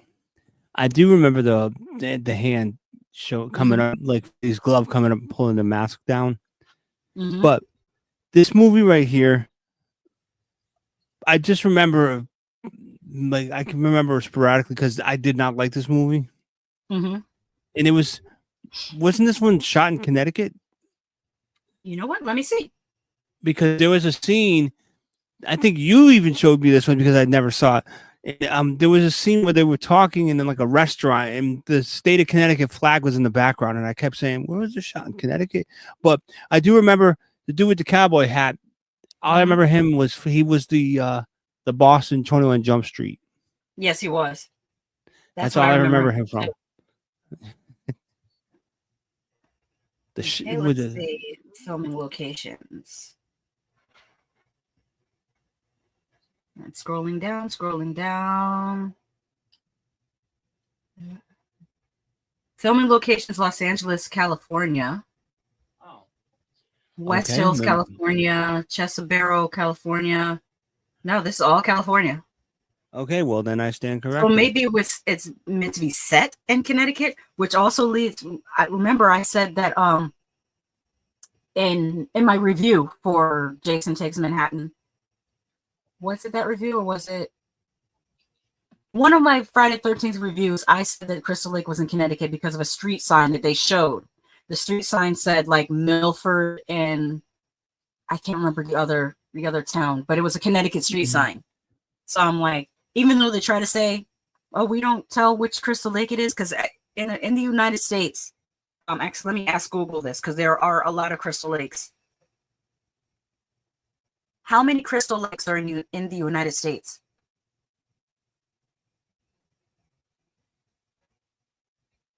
Google says it's impossible to give an exact number of how many Crystal Lakes there are. But up front, they have Crystal Lake, California, Crystal Lake, Florida, Crystal Lake, Maine, Crystal Lake, Michigan, Crystal Lake, Minnesota, Crystal Lake, Montana, Crystal Lake, New Hampshire, Crystal Lake, Connecticut, Crystal Lake, Illinois. So there's hella Crystal Lakes, and everyone feels like it's their Crystal Lake, which makes it kind of ingenious that they named it that. But I still maintain that I think it's Crystal Lake in Connecticut. Of course. Is this is the one where the dude eats the worm, right? Yes. Well, the worm, he eats the heart. He eats Jason's heart, and then it becomes like a worm that goes in and out of other people's bodies. I think this hated this movie. Yeah, I know. A lot of people hate it. I don't hate it. I don't think it's the best, but I don't hate it, and I love the gore in it. As you can see, I put at the bottom corner pictures the level of gore that's in this movie. I enjoyed that. I also enjoyed the little Easter egg of the Necronomicon being there. I see the that. One thing I thought was similar to because if you see the top right corner, I guess they're meant to be demons pulling Jason into hell. It reminded me of those three demons that were swirling around Freddy and the what is it? Freddy's Dead. When Freddy's Dead, at the end of Freddy's Dead, there's like three kind of demons swirling around him too, and that kind of ties the two films together in my mind. The one in the bottom left corner, that looks like Scanners. It's a small picture, but it looks like Scanners. Oh yeah, I could see how it does make you think of the cover for Scanners. Okay, Paul Draw says it explains how Jason grows up dead. Yes. He also says, doesn't Jason eat? How does he balance his diet for a workout? Doc Kaiju's in the house. He says, "Hi fam, I love Jason Takes Manhattan." Thank you. I'm glad I'm not the only one. Doc says, if the Crystal Lake show is a prequel, why is there a new Jason costume? Is that not for the show? You know what? I am not sure. I don't have a lot of information on the Crystal Lake TV series, and I also don't have a whole lot of faith in it either, unfortunately. Paul Draw says, "Sorry, you have watched Jason to Hell, Tony." Thank you, Paul. Thank you. Yeah, it was horrible. I would put this up there with one of the other movies that I know Lady Shasha is going to tell him. It's because she's going to say she loves it. Mm-hmm. But the Jaboa. Oh, you're talking about Howling 3, The Marsupials. Yes, I enjoyed that movie. It's meant to be funny. It's meant to be funny. The tone, I know a lot of people weren't expecting the tone because the first two Howlings were very straightforward werewolf movies, just straight scary, and then the third one is more comedy horror. Yeah. But I still really liked it. And I liked the soundtrack too. The music was good. But yeah, this one, anything else about this movie that you liked? Aside from the gore, that's about it. I like the gore. I like there was an Necronomicon. I like the teaser for Freddy versus Jason, which we would not get for another, I don't know how many, like a decade later, because I think this came out in, what, 93? I think this was 92 or 93, and we didn't get a Jason versus Freddy until like 2003. Yeah, so it took a whole other decade for it to happen. Let me be honest. In 92, 93, I wasn't worried about Jason anymore. I was more into like the New Jack Cities of the worlds and the city movies. Yeah, that was me. Here's a little bit of trivia. One early concept for this movie was Jason Goes to LA, in which two rival gangs would be fighting when Jason would show up and start murdering them. The rival gangs would have to band together to defeat Jason. Could you imagine? It was like it would be called Crips and Bloods and Jason. Yeah. Yeah, that would be difficult to film. Jason's heart was used in From Dusk Till Dawn as Monkey Man's heart. So that's a little bit. As I mentioned before, at around 54 minutes, the Necronomicon found in the Voorhees house is a prop created by Tom Sullivan for The Evil Dead in 1981 and Evil Dead 2 in 1987. Sam Raimi sent a letter asking Sullivan to forgive him for not asking permission to borrow Sullivan's Evil Dead 2. Props for this film. Tom Sullivan said he was not paid and would never again loan out props without granting permission. The jungle gym in front of the Voorhees house was also used in The Birds from 1963. So a lot of little tidbits in this. Because this was supposedly supposed to be the final Friday. Yes, it was. It's the second time because the first final one was 4. Right, the final chapter. Yes. Stephen Williams would only play bounty hunter Creighton Duke if he could dress as a cowboy. So that's all him. That was not in costume designer's idea. He just wanted to dress as a cowboy. Okay. The crate in the basement of the Voorhees house was a prop from the story The Crate from Creepshow. It's another Easter egg. Yeah. They really tried. They were trying to get the Easter egg in this one. Jason's heart was made of gelatin and filled with fruit cocktail mixed with black dye. Still actor Richard Grant was disgusted and reportedly nearly threw up during the take. Yeah. I could see that. Because like, remember gummy worms? I used to love gummy worms. Oh my God. I could never eat them. I could never eat them because they look like worms, and they literally look like worms, but they were gummy. But no, I gagged when I tried one, so I stayed with gummy bears. Sour Patch Kids. The original title for this movie was Friday the 13th, Part 9, The Dark Heart of Jason Voorhees. That's long as hell. But the title of God is long as hell. Jason Goes to Hell, The Final Friday. These are long titles. Yeah. There were plans for a high-tech video game based on this movie. The game was created but never released. Have you ever played any of the Friday the 13th games? Yes. Oh, which one? Yes, I have. The one that came out on the PlayStation 4. You Do you get, the do you get to play as Jason? yes and no.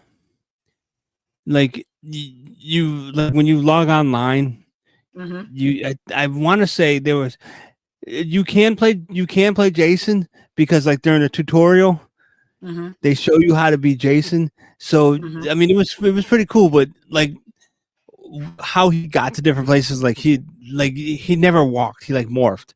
But there would be scenes like there was one scene where like these two people were their car broke down in the trunk. I mean the hood was open, and one of them was like looking in the car, like trying to fix it, Mm-hmm.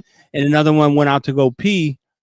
So you walk up and you can kill them in certain orders. So or certain ways. Like there was specific like timings that if you did it right, you would get different kills. Like I did the car one about like 4 or 5 times, and it was Mm-hmm. like I the first one I did was the guy was in the looking in the engine, and I slammed the hood down on his head and crushed his head, and I killed the other guy peeing by like stabbing him in the back. And another one, the guy, instead of being under the car, he was not looking in the hood, he was under the car, Mm-hmm. like fixing the tire, and I kicked the jack out, and he crushed his head with the tire. But they also you I don't even know how to explain it. You go, and you go into the cabin, and like there's some girl that's sitting like she's cooking dinner, and you go up behind her and you can kill her. There's a bunch of different ways to kill people in the game. It's pretty cool. You would probably enjoy it. Being Jason. I mean, being Freddy, Jason. Mm-hmm. You would definitely enjoy it. Doc Kaiju says, "Hi fam, I love Jason Takes Manhattan." Oh wait, I think I read that one. Let me go down. Paul Draw says, "You're welcome." And Doc Kaiju says, "Yeah, I was discouraged to see that the show was going to come out in October. Now might be moved back, and they're still adding cast members, which suggests they aren't even done filming. Yeah, it should be released during the summertime, in my opinion. I'm wondering if it suggests too that they aren't even done writing it. Yeah, I don't like when they try to stretch things out to a TV series that should just be sequels. Just do sequels and do them in an old school type of way. You know, I would bring it right back to Camp Crystal Lake, and say, oh, this camp has been closed for 30 years because of previous events, but nothing has happened in 30 years, so we're going to reopen the camp. And here's how we'll do a twist on it. Have current day campers come there, looking how they look current day. And I would interweave social media in it. As the campers getting killed, they're making TikTok stories or they're live streaming, and people aren't believing them. People are thinking that they're making it up, including their own families, because maybe they're pranksters or something. That's what it is. Make it a camp for at-risk youth, kids that are already been caught lying and stealing. So then nobody believes them when they post these stories or they try to call for help because they're known to be thieves and liars. And then you interweave the little snippets, but don't put the social media posts in the movie. Only put them on social media. Put them on TikTok to advertise the movie. Oh, and if you do this is a tangible medium, which shows the world that this is my idea. It is time dated. And so I can retroactively copyright this. So if you go with this idea, I need a story by credit and a check. So where was I with the comments here? I was gonna well, when you're doing that, I was gonna look up. I was actually looking up the Friday the 13th video game on YouTube, so you can see what it looked like. If you want to take a look at it, it's just there's a 10-minute one, and it's just crazy. But also, as I was looking it up, I saw something on Facebook that I would enjoy, but you probably wouldn't. And you want to know what it is? What is it? There are rumors that there's going to be a new Friday the 13th movie out. And if I said I enjoyed it, why? Found footage? Yep. Bingo. A found footage Friday the 13th horror movie. What do you think of that? I'd have to see it because there's a way that you can make it okay, but you got to explain why the people are filming. or you have to do it in a way where maybe they're using, like how Paranormal Activity 2 made use of security cameras in the house. Like you'd have to do something like that. Maybe the security Yeah. cameras around the camp. You'd have to do something like that to make it make sense. I don't know if you can check. Or you could do something like Ganjam Haunted Asylum, where a crew goes to Crystal Lake specifically to do a ghost hunters type show thing. Mm-hmm. Here, if there's a way to check your text and put it on the podcast or whatever, I sent you a little bit of the game. Okay. So you can see what it looks like. I don't think you'll be copywritten stricken with that, will you? Okay. Because somebody's playing the game online. Yeah, I'll do it a little later. Hold on. Paul Draw says, you think Evil Dead book is the same copy or different copy? If it's connected to the Evil Dead, it's literally the same book from the movie because Sam Raimi loaned it. It's literally the same book. Tom Baker says, TonyMan, since you had a love for inner city movies, why not create inner city music with TonyMan? YouTube channel. Tom Baker says, retro music. Mm-hmm. And Doc Tiger says, I would watch your version. Thank you. Yes. See, I got a little bit of ideas. Now we got to get into, because I'm looking at the time and we're all behind schedule. This here. This one was great. Mm-hmm. This was fun. This was a fun ride at the movie theater. Mm-hmm. I think a lot of people loved the kills. They loved the comedy. Oh, it's okay. He just wanted his machete back. Is he gone? Why don't you stick out your head and look? Mm-hmm. Oh, you know what? There was one bit of trivia I forgot to mention when talking about Jason Goes to Hell. There's a substantial amount of male nudity in this film, as with female nudity, probably most notably in the homoerotic shaving scene, as many fans have come to call it. The reason for this is that director Adam Marcus viewed the previous Friday the 13th film as somewhat sexist, only or primarily female nudity, and thought it more acceptable to show male and female nudity in equal amounts. Though a majority of fans didn't agree. Prior to Jason Goes to Hell, the only Friday the 13th movies to show any male nudity were the original Friday the 13th in 1980 and Friday the 13th, the final chapter. I am okay with male nudity, especially frontal nudity. Yes, more of this, please. I agree with you, Adam Marcus. You did your damn thing. Okay, now back to Jason X. Do you have a favorite kill in Jason X? Probably the remaking of the sleeping bag scene. Yeah, where he literally stood there for like 15, like he stood there for a good while bashing them against the tree. Like he just kept doing it. Because remember they said if they do this, it will distract them. It was a simulation. I like the dry ice. Yes, I do remember. Oh, the dry ice one? Oh, yeah. I forgot about that. Mm-hmm. Yeah. When he smashed her head with the frozen face.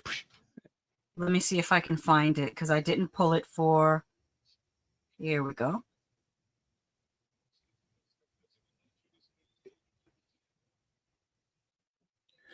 Hang on a second. My computer is running just a tad bit slow. That's Here fine. we go. Tom Baker wants to know, was this movie a hit? Financially, not sure. It might not have been a hit, but it was there were people that enjoyed it. The two of those, like the next two that we speak about, I believe, were the ones that I enjoyed the most in the movie theater. Next three. Let me see. I'm going to Google it. Jason X production budget versus box office stake.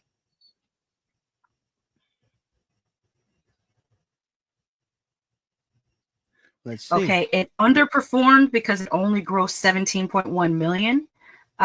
Its budget was 11 to 14 million. So that's they wanted it broke even basically. They basically broke even with just a little bit to spare. It didn't do as well as they hoped. All right, this is my favorite kill from Jason X.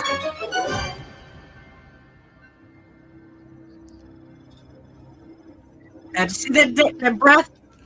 That's the Kane Hodder. This is what I'm talking about. Pull it back. This here. It's such a simple thing, but it's just like it adds something to him.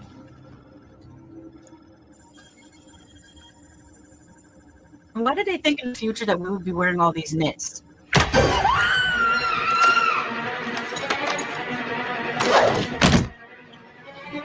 He's got a knitted vest on. He's knitting all these vest things. Like well, there's probably an AI robot knitting things, but still. Why would you just have dry ice open like that in a lab? Just, You had to immediately shut her off. Yeah, that's the best kill in this. Although the corkscrew one was pretty good too. That's why I put it on the slide. And where'd they get that kill from? Do you remember? No. I don't know where they got the. Do you mean the dry ice kill or the corkscrew kill? No, the dry ice kill. Oops. It wasn't ice. I'm talking about the one that I'm talking about wasn't ice. It was hot water. Halloween hot 2. Water? Oh. Remember when Michael Myers kept dipping that lady in the sauna? Yeah, like pulling her head out and putting. Yeah, but I wouldn't compare that to this at all.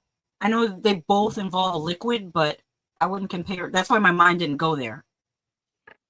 Oh, okay. Well, yeah, drop me down. Whoa. Well,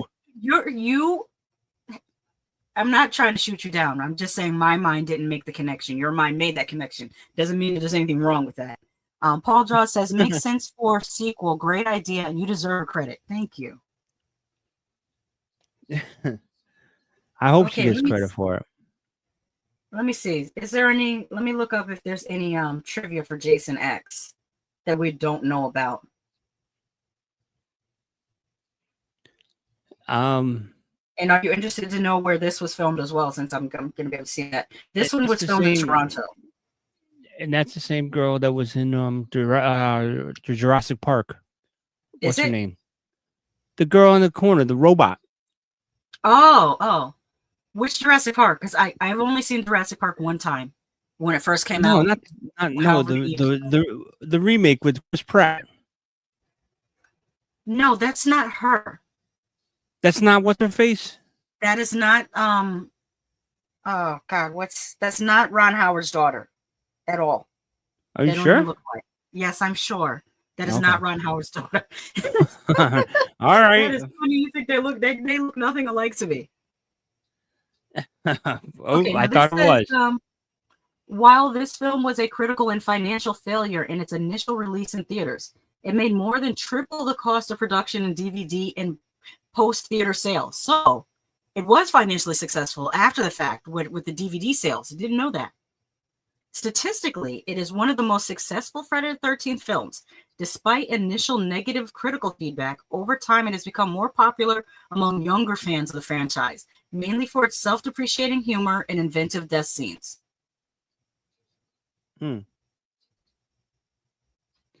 Interesting. This film only suffered a couple seconds of cuts and alterations to earn an R rating, making it the least censored entry in the entire Friday the 13th series. And this is also the first Friday the 13th series to rely on digital effects for death and gore shots. I didn't know that was done digitally. Like that when he smashed her face, that looked like practical effects. It did not look digital at all. Did that look digital to you? No. I thought it was. Yeah, I thought it. That's really good. Yes, it was pretty cool.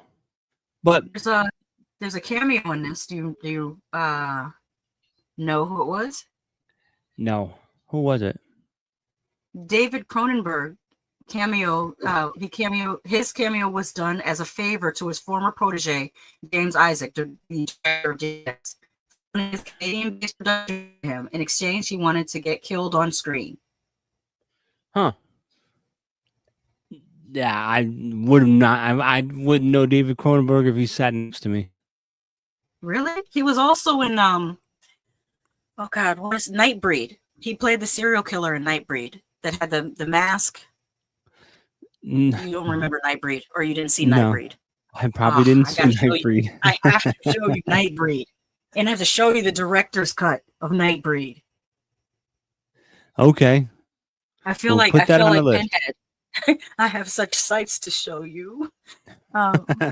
Omiki Latte says, "Damn, that man mad at the world."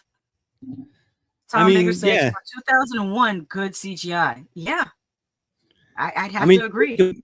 think about it, Foe. I mean, the man drowned in the Mhm. 80s by some campers. So, yeah, he's got a bit of an axe to grind Mhm. for years.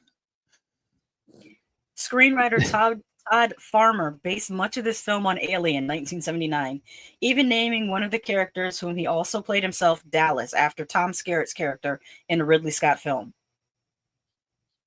Like, why would you write? Someone comes to you and says, "Hey, can you write a Friday the 13th movie?" Yeah, I'm going to rewrite Aliens and put Jason in it. Like, why would you do that? Yeah, and if you think about it, they're 100% correct, because remember, in one of the Aliens, they sent it through the airlock and it was frozen in space. They say they did that to of Jason too in this movie. They in the airlock and out in space. I am Isler says, or maybe the Cabal cut. The Cabal cut is one of the cuts of Nightbreed. Nightbreed comes from a Clive Barker book called Midian. I think it's called Midian, or is it called Cabal? The book might be called Cabal. I know the place is called Midian. It's a Clive Barker joint. It's a David Cronenberg. Like, did he direct it? Is it going to make sense when I watch it? It's not directed by David Cronenberg, so yes, it does make sense. Oh, okay. Not that Cronenberg doesn't make sense. His The Fly makes perfect sense. I love Cronenberg's The Fly, but yeah, I do too. But that's Are you confusing him with David Lynch? He's another one. No, I'm not. David Cronenberg and David Lynch both like make movies that I just scratch my head like, what the fuck is going on right now? Paul says, who did Mulholland Drive? That's David Lynch, I think. Yeah, okay. Yeah, I think that's David Lynch. All right. This one is what stopped giving sequels in space. If Chucky pulls the space card, yeah, because there was a leprechaun in space as well. That was dope. I Am Nice Lord says, I think the name of the book is Cabal. Yes, thank you. Okay. Around the 1 hour 23 minutes, the sleeping bag death scene was first done on Friday the 13th, The New Blood, which we just saw. Jason repeatedly slamming the bag may refer to the fact that Kane Hodder had to reshoot the scene in The New Blood over and over again because the bag with the dummy inside was too heavy, or was so heavy that he couldn't get it in to look right. It wasn't just the dummy, it was also the bags of blood inside the bag as well. The shot that appeared in the movie was the final take after Hodder got... Wait, why is this? This is like the same thing as in the other one. That's not what I meant to read. There was a trivia about the music. I meant to read the one about the music. It basically said that the score from the sleeping bag scene is the same score. Like they use the same score twice in both sleeping bag scenes. I can't find it now, but that's what I meant to read. Yeah. And this is Kane Hodder's final appearance as Jason. Yes. Ken Kersinger assumed the role for Freddy vs. Jason, and Derek Mears took on the role for the reboot Friday the 13th, 2009. One of my favorites. Yes, so let's go on to that one because I'm looking at the time like, we got to get on with it because we're already so far. Okay, wait, as you're doing that, I'll read the chat for you. Doc Kaiju says there was a critters in space, which makes perfect sense. Yep. And then Fobi Latte says to me, TonyMan, now he's a grown man. Nah, man. You need to let that hurt go. Yes, he does. He needs to let that hurt go. I mean, really, Yeah, this one. It's been 45 years at this point because Friday the 13th was 1980. It is now 2025. But as you see, in Jason X, it was what 1,000 years into the future, and he was still mad. Yeah, some people hold a grudge. What is it that Kendrick says? There's a Kendrick Lamar line where he says, "Before I piece it up, I'll drag you to hell with me," or something like that. I can't remember the line. I don't know why. She would know the line. Yeah, I don't know why you would know that line. That's you guys play Kendrick Lamar all the damn time. Yes, I do. I listen to it weekly. But yes, now on to Freddy versus Jason, which was another great cinema watch for me. Mm-hmm. What do you, let's go. Elaborate. Why was it a great cinema watch? I loved it because once again, when you're watching it and they showed Freddy and they showed Jason, it was like a college basketball game because you had every time, like when they started fighting, when Freddy would kill, like when Freddy would hurt Jason, you'd hear the you'd hear the Freddy fans go, yeah. Mm-hmm. And then when Jason came back, you'd hear the Jason fans going, yeah. Like it was just a back and forth, the whole movie. As soon as they fought. The only problem I had with this movie, and there are two out of a couple, and it's I hated the ping pong ball one. When he was fighting Jason and he was using his hand and Jason was going boom, boom, boom, boom, like a ping pong. Mm-hmm. Not a ping pong, a pinball. But it's very Freddy. But I should say very Freddy in Freddy's Dead. Because remember when he put the boy in a video game and he had the power glove? Yeah. Freddy is silly. He's silly like that. He is. And the other thing that I didn't like was in the very beginning when Freddy was talking about the kids on Elm Street that didn't fear him anymore. His teeth bothered the hell out of me. Yeah. Do you remember why they bothered me? Because they're more sharp and like they're just they were fangs. His original teeth were more like just old rotted teeth, and I think they try to make him have like a more demon look. They also have the pointed ears. There's like pointy ear Freddy and non-pointy ear Freddy. Yeah, that's the two things that kind of annoyed me in this movie. But other than that, I love it. This was the one where Kelly Rowland was in it, obviously, because I see her in the corner. But when they were in the cornfield and they're in when the guy goes, dude, that goalie's pissed, and they throw liquor on him and they set him on fire and he's chasing him in the cornfield and he's leaving a fire mark as the movie was. I love this movie. This movie was awesome. But yeah, what do you remember most about it? Those same things, but there's one thing I hated, and that was that CGI, the CGI Freddy worm thing that was blowing the pot, smoking the kid. I hated that they did that. I know they wanted to recreate the Freddy worm probably from Nightmare on Elm Street 3, but like it just didn't work. Yeah, like, the Freddy worm in part 3 was so good because it was animatronic. Animatronics over CGI. Yeah, I didn't like that. I felt like that character, the weed character, was giving like, I don't know, like great value Jay and Silent Bob. Like why did you do it? Was great. Very Jay and Silent Bob. I did like the color grading, and I liked how it would switch. Which I showed here, that with most of the Friday the 13th scenes, they had like a blue cast over it, where the Freddy scenes would have a red cast over it. So it was kind of like visually signaling to the audience who the villain would be in that scene. Like you would see a person, maybe they're,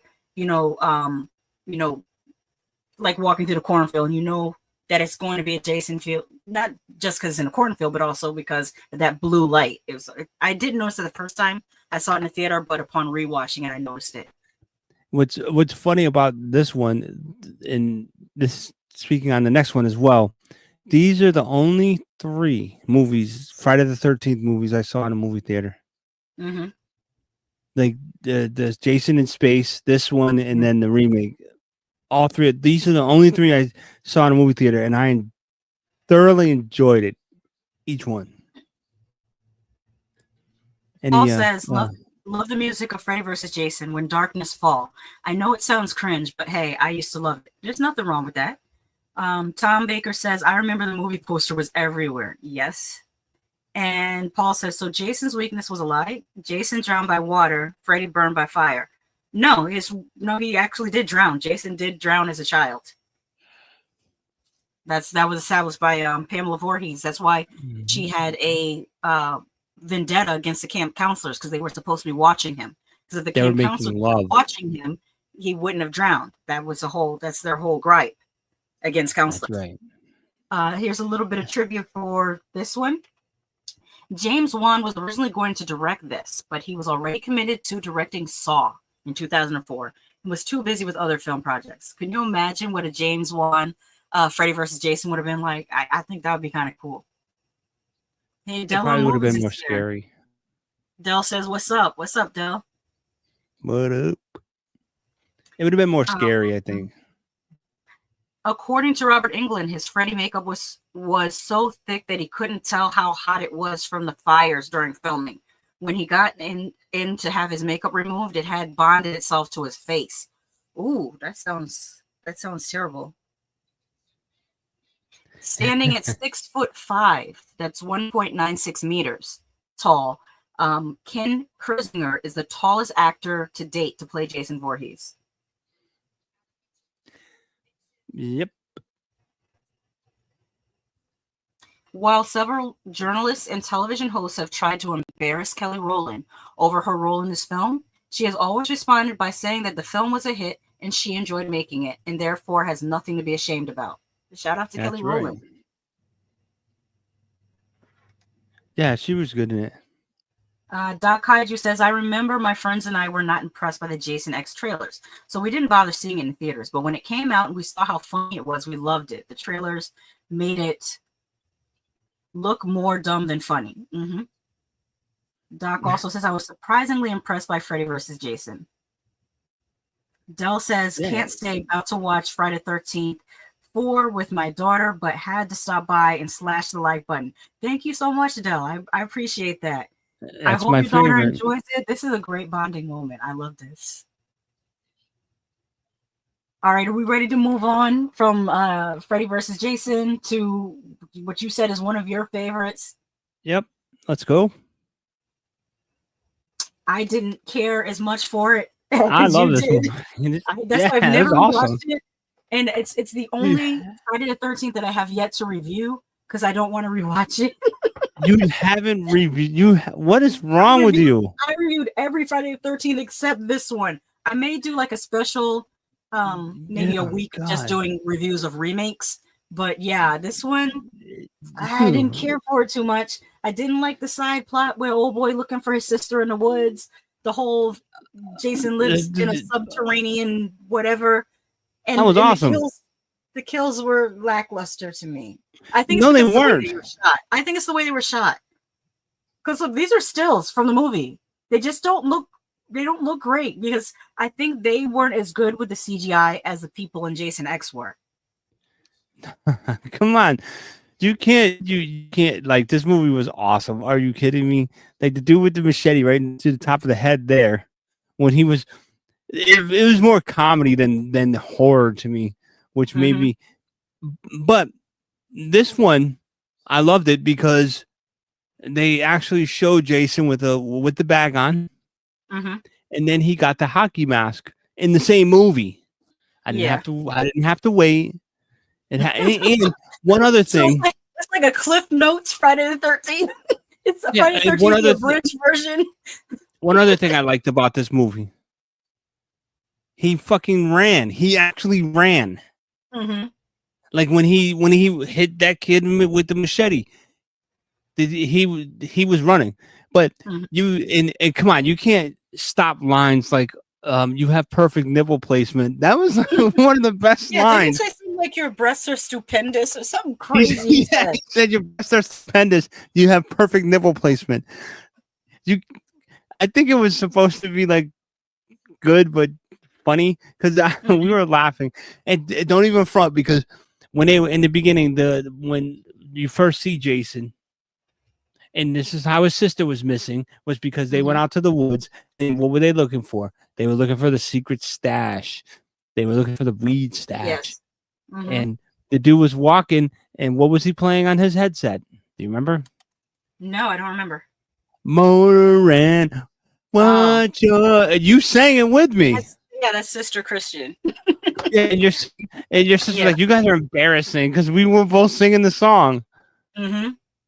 So you can't, but my favorite, one of my other favorite kills was when she was in the water, the girl's in the water, and this is in she thought Jason was in the water with her, so she hid under the dock, and then the knife just went boom right through the wood, through her head. He pulled her up to pull the knife out, and then she fell in the water. This is great. This is one of my favorites. But go ahead, Todd, you give us some trivia. Well, before I get to that, we have a couple more comments. Doc Kaiju says, I'm about to head home from work later, Shasha. If you're up late, catch me later on From Academy. I think we are starting around midnight or 12:30 Eastern. From Academy, is that, are you talking about From the TV series again? And Paul says, like Jason's design for Freddy versus Jason, because I'm more of a jacket guy. Yeah, Jason has had so many outfit changes. Tom Baker has a question for you, Tony Man. He says, you went to New York cinemas? You mean a New York cinema? Yeah.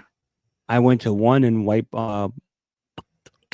Plains, the White Plains Mall. There was another one we used to go to. Oh, God. What was it called? Was it in the Palisades? No, not the Palisades. Oh, the Playland. I know what you're talking about. The Portchester movie theater. I think it was Portchester. There's a movie theater over there. Yeah, we've been to both of those. And no, not Portchester, Rochester. We used to go to New Rock City. I think it was New Rock City. Yeah, New Rochelle. New Rochelle. See, I knew it was getting closer. We're getting closer and closer. Yeah, it was in New Rochelle. Trying to remember 20 years. That was 20 years ago, you know. That was around 2005. It was 20 years ago. I wonder if they still look the same. That's wild. Doc Kaiju says yes. So their stream will be about From. And Doc says, we do it every Friday night, Saturday morning on Julie B Deep Dives. Tonight is night 2 covering the Slow Walkers. Interesting. Have you guys figured out what Ankui means yet? Because when I was streaming, we have a Fromily stream that we do during the season. Like we do it weekly when the shows come out. And we've been trying to decipher. We've been all over Reddit trying to decipher. There's also a tarot card theory. That's the word I'm looking for. There's a tarot card theory. There's there's so many fan theories about From. But let me not derail the conversation. Let me get back into hold on before you finish. Thank you, Doc Kaiju, for reminding me. You also had a Christmas present that was From, and you never. Yes, I don't see it hanging on your window.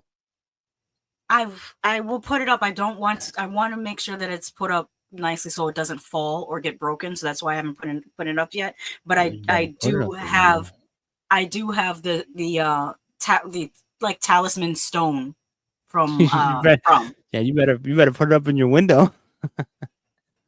Doc says they reveal that in the finale, the season 3 finale. Yes, Ankui means remember. I don't know why they're saying Ankui yet, like what language it is, but it does mean remember. Okay, so anything else about the new Friday the 13th? I'm trying to think of anything else I want to say about it. Go watch it for some of the characters were just kind of like there to be there, like the Asian dude and the black dude. They were like the most stereotypical, underused characters, just there just to be there. And I'm like, I didn't like that. But you had the blonde bully. Yes. It was like, go on, go get them. Yeah, and he was mad when he was when he was banging one of their girlfriends up in the thing. But it That's when doesn't he make said that. The thing about it was they didn't seem like a friend group. These people didn't seem like they would ever hang together. So why would they go on a weekend in a cabin together? Like they don't seem like they would hang out together at all. Hey, you never know. Okay, I do have a little bit of trivia before moving on. Producer Michael Bay allegedly walked out in the movie premiere stating that the movie featured too much sex. Not enough. Including the 2009 remake, Jason has killed around 200 people throughout the Friday the 13th series. I think he probably has done the most. I think he's outdone Freddy and Michael Myers. And definitely outdone Leatherface. Leatherface, his kill count is still relatively low compared to the others. Yeah. Chucky, Yeah. I'm not sure. Not sure. No, Chucky doesn't kill a lot of people. The title card of the movie isn't displayed until the end of the opening segment, nearly 25 minutes into the film, which is That's one of right. the longest prologues for a horror film ever. Mm-hmm. That whole scene with the dude with the machete to the top of that. Oh, and this one was the more realistic kill, was the girl in the sleeping bag. And this one, when he put her up over the tree and then right above the fire, so she burned alive. That was pretty crazy. But I'm sorry, continue. Oh, no, it's okay. With 42.2 million, this had the biggest opening weekend of a horror remake, beating out former record holder The Grudge, 2004. The Grudge made 39.1 million. Holla.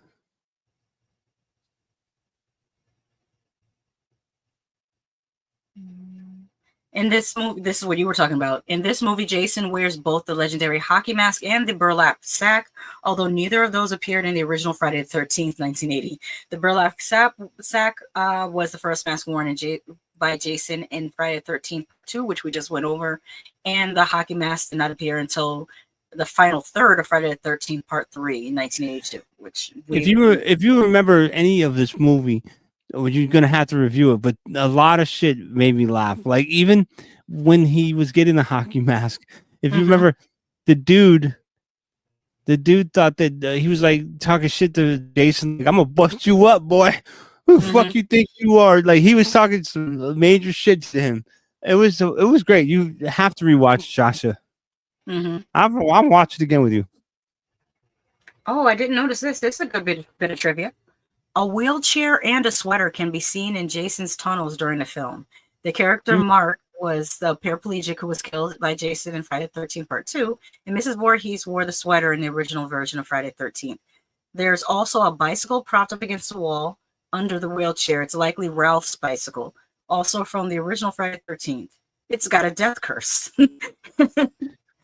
Or I was gonna say, or one of the bikes that the twins had in Part 4. Because remember, they rode to the house and it was raining. But they both had bikes. But all right. Anything else that's interesting before we move on? Oh, that never happened. Obviously not, because you didn't like this movie at all. No. A follow-up to 2009's Friday the 13th was slated for release on October 13th, 2017, and was all set up to go into production in a matter of weeks. But in February 2017, it was announced that Paramount had pulled the plug on the project to move forward with Darren Aronofsky's horror film Mother, which failed at the box office. You know what's funny is like I'm kind of sad because you don't like this one, but you like the damn one where he's eating a worm, like the worm one, better than this one, which doesn't make any sense to me. I know it doesn't make sense to you, but you know, it is what it is. Jesus. Okay. Paul Draw says, so weird that blonde bully is the same bully in Michael Bay Transformers. Oh, didn't know that.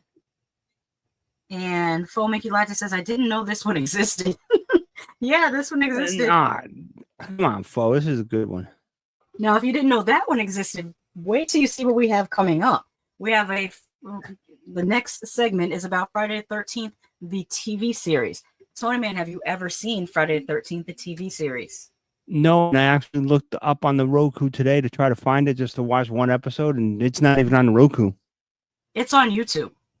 I should have told you it was on YouTube for free to watch. Well, oh, I do have to jog people's memories if they've never seen it. I have one of the promotional, I guess you would call it a TV spot, because it's a TV show. It doesn't have a proper trailer. It has a promotional TV spot, and I'll show that. Tom Baker says, "I'm surprised this was more successful than The Grudge." Probably because a lot of people didn't know about The Grudge at that time. Not as many compared to now. Not as many Americans knew about Japanese horror and Korean horror as they do now. Like if you released a Grudge movie today, I think it would have done way more money than when the Grudge first came out, because not a lot of people had seen Ju-on in the States, I don't think.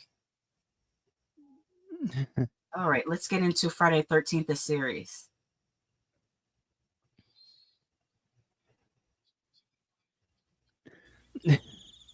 I'm sorry. As you're doing this, I'm just reading some of the quotes from series the coming movie. to television. If you don't watch it, you could be making a grave error.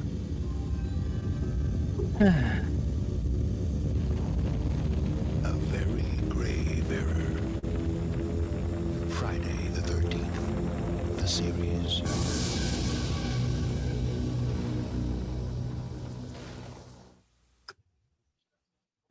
Now, there's a new reason to fear the dark.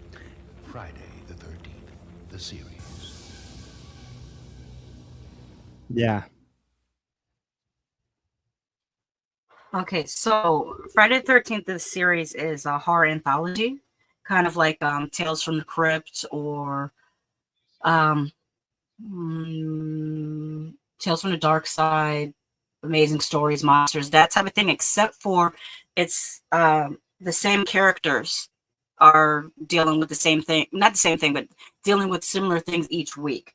The characters are two cousins, Mickey and Ryan, and they inherit an antique shop from their uncle, Louis Vendretti. They discovered that the shop contains cursed antiques, kind of like what the Warrens have in their museum. Louis sold after making a deal with the devil, their uncle, that is. He made a deal with the devil. Mickey, Ryan, and a family friend, Jack Marshak, a retired magician, must track down cursed objects and return them to the vault in the shop to prevent further harm. Do you know any lore about cursed antiques? I can think of two off the top of my head that have been made into movies. And besides Annabelle, Robert the Doll, and another cursed antique. Let me think. Not off the top of my head. Not right away. There was a Amityville. There was an Amityville that had a lamp in it, but I don't know whether that would be considered. I don't know if it was an antique lamp or not. But yeah, as you can see, there's one of the cursed antiques in the top center picture. On the top right picture, that looks like a person. Looks like a gargoyle. Yeah. You see in the bottom center, someone is on fire, so you can see that the show had a lot going on. What do you remember? What station it was on? It felt like it was on channel 20, which would it wasn't like on HBO or no. It was on regular TV. It was on regular TV. Oh, okay. That's why I compared it to like Amazing Stories or like Tales from the Dark Side, because those were on regular television also. Oh, that's right. Okay, see, because when you said that, I was thinking Tales from the Dark Side was Tales from the Crypt. No, Tales from the Crypt was on HBO. Okay. Yeah.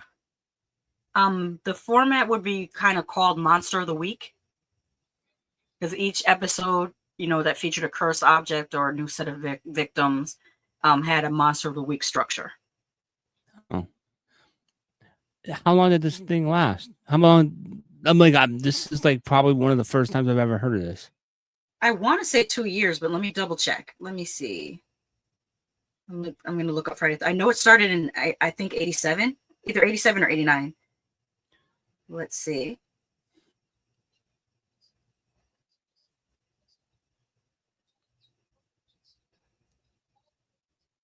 There we go. 87 to 1990. So 3 Wow, years. 3 years. Yeah. Mm-hmm. Nah, yeah, I was. I wish you would have told me that you didn't get to see any of it. I would have told you where to look on YouTube for the episodes. Oh well, okay. Well, school me about it. Tell me more about it. Okay. Well, like I said, the two cousins, which I always thought was interesting why they made them cousins. But then, of course, like with the whole uncle thing, I think, you know what I think? I think we should do a reaction video. We should do a reaction video to the very first episode. Check this out. I'm going to play you the TV spot for the first episode. And then how about we react to like the first 10 minutes of the first episode? Okay. All right. Here is I have already queued this up anyway. So here's the first, the TV spot for the first episode. A new reign of terror begins on Friday the 13th. An old antique dealer makes a pact with Satan and seals it with his own death.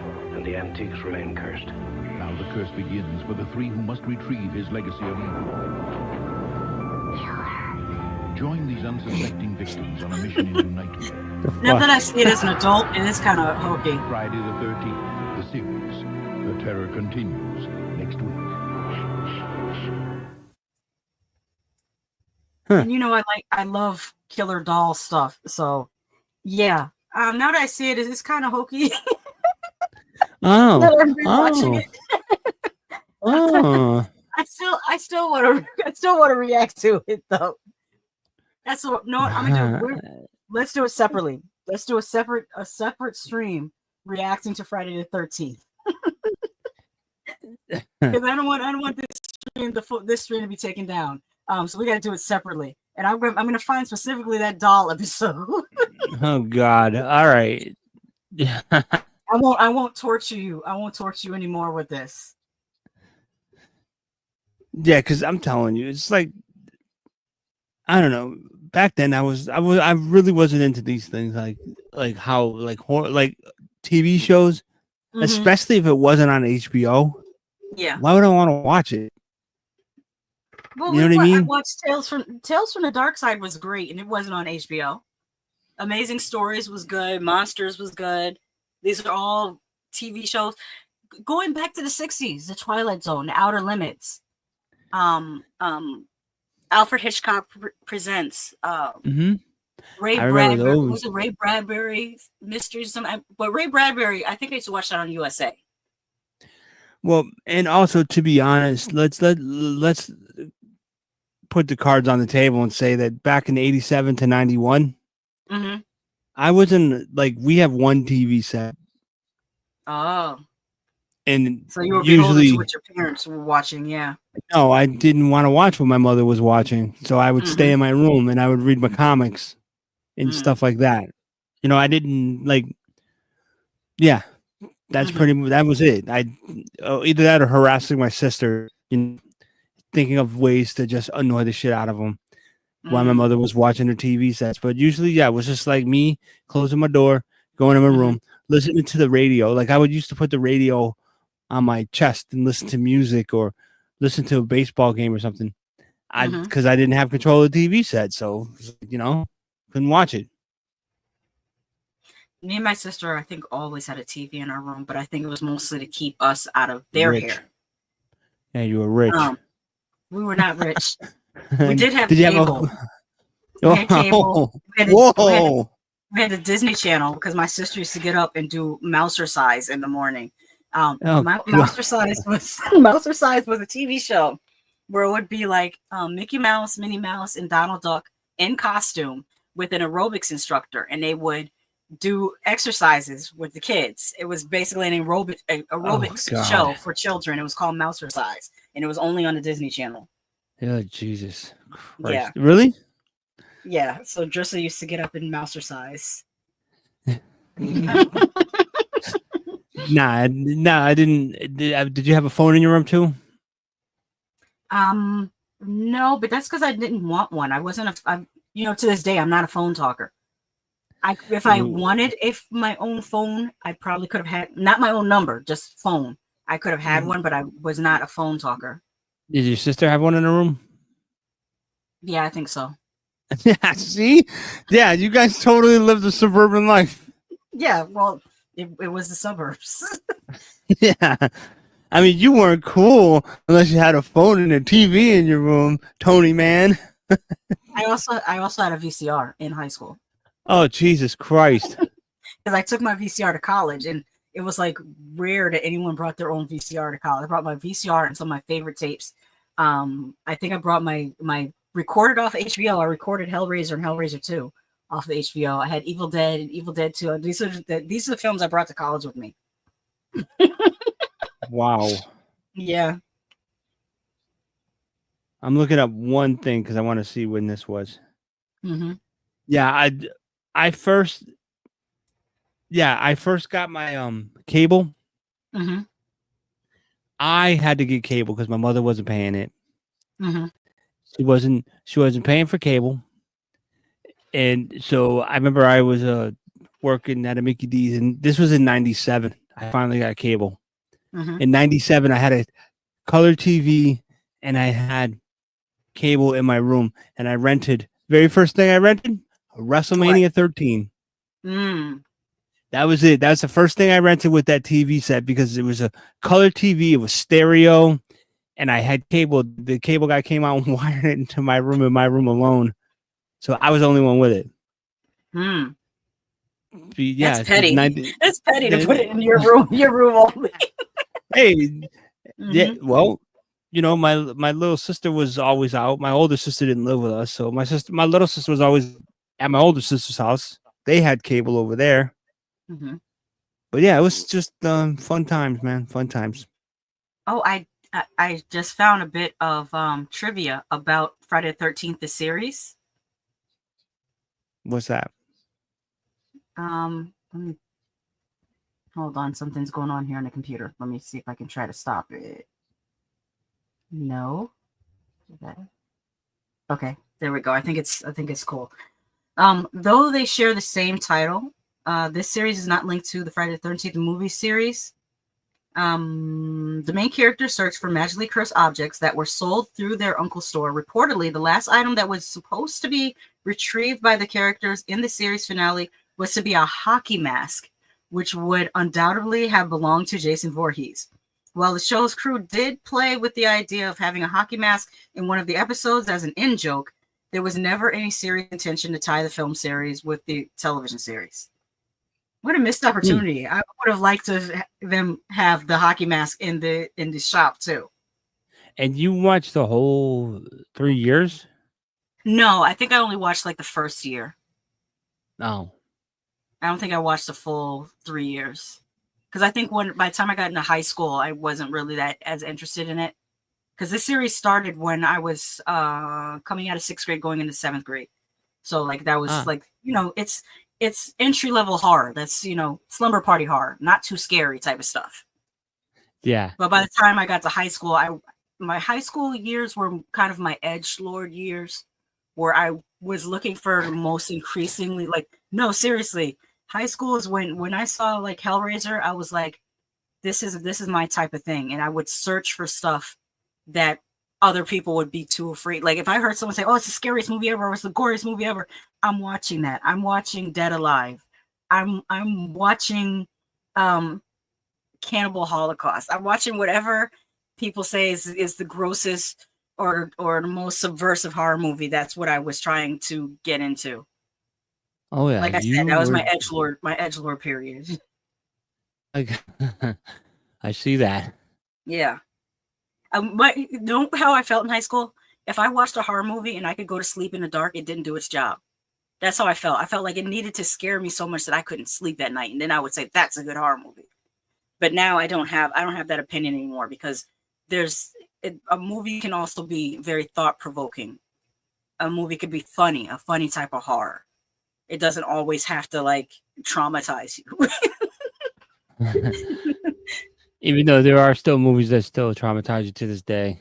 Oh yeah. But yeah, just me, you know, it was mostly just whenever we went to the video store, I was always getting the VHS, the wrestling VHS tapes. I was over in the sports section, like grabbing those things. Ryan was, my little sister was grabbing like never ending story, like like you know, Disney movies and stuff like that, like comedies that were Madonna, a lot of fucking renting of Who's That Girl. So my very first, like, I saw a lot of horror movies, but the very first one that I rented the video store was one of your favorite movies. Which one is that? Return of the Living Dead. Oh yeah. And I was like, I wanted to see how gross it was going to be, because I remember the video store had the cover blocked. Like it was, it just said Return of the Living Dead, because they didn't. It was like, yeah, somebody could complain about the horror movies being too grotesque in the one in the city where I lived, the small video style. So he had them covered with like cardboard, and I remember I grabbed it and I was like, "What is this?" He was like, "That's Return of the Living Dead," and I said, "Oh," and he let me. He actually, because I knew him, he was a friend of mine. Let me take it home and watch it the one night. And I watched it. It was actually, it was really disgusting, but I loved it. It was great. But like, you know, but like movies like The Howling and stuff like that, I saw. Obviously, I've seen those in the movie theater, but it was always cover your eyes, cover your eyes, cover your eyes. Especially either, so you would see the build up, like I would see the build up of the happy faces, or I would see the build up to the dude that got shot in the head, and him talking to the girl, and then saying something about I forgot what he said, but he pulled a bullet out of his head, and then I hear cover your eyes. So then I hear like him changing, and then when she gets bit by the throat, they go, "Okay, you can open them," after the blood goes on the paper. So I didn't see that whole scene. And it was cover your eyes and make sure you're not looking. So put this bandana over your head too. Wow, that's going far. I know, but yeah, that's how it was. No, my parents didn't go that far. Let's see here. Tom says, so many possibilities and ideas you both haven't explored yet. And he also goes on to say, I watch 2 British movie channels. Sometimes they have a famous guest like Michael Ironside and Joel Alves from Jaws fame. And both hosts are terrible interviewers. Then he says, you would do a great job. It isn't fair. That's a nice compliment. Thank you. I appreciate that. Thank you. I think floating on that high, I think is a good time for us to get out of here. Plus, it's getting late on our side of the pond. I know it's late over there. If you're in Europe, it's got to be what? Let's see what time it is. 11, 12, 1, 2, 3 in the morning. It's like 3:30 in the morning. Well, how do you know he's not already up for work? Oh, he could be. He could be up early for work. But I have some other stuff I got to do. I have to edit a video for my review of Morgan. Oh, you know what I should do before? You know what? I totally forgot to do an ad break too, but that's all right. Yeah, I got to get off here because I have to finish editing my Morgan review because I need to put that up tonight. And yeah, so stay tuned for that. There'll be 2 reviews. There'll be a short review posted to TikTok, and then a more in-depth review that's still spoiler-free for Morgan Killer Doll, which came out today, by the way, and it is available on Fandango. And if you want to know if you want to see the really good interview she did with the director Jose Prendez and the actresses and the actor from Morgan and Killer Doll, check out her website because it's on there. Yes, well, not my website; it's on my YouTube channel. Oh, you know what I mean. Her YouTube channel. I actually can. Let me show you the thumbnail. Let's see here. There it is. Yes. Oh wait. Just look for this. Just look for this thumbnail. That's the interview with Jose. Oh, I should mention that yesterday we also did an amazing Predator stream. We talked about all things Predator. It was in depth. We were joined by the horror miser, Monty, and we were also joined by a Predator expert, Marty from Trash Picture Show. So check this one. It was almost a 3-hour stream. It was great. We went over so many things Predator related. Go and check that out if you have not watched it yet. Yes, it was fun. Very fun. Mm-hmm. And with that, we are going to get out of here. You guys have a good night. We will see you next week. Bye, Chad. Bye, Tom. Bye, Ice Lord. Bye, Doc Kaiju. And bye, Full Mickey Latte. See you next week.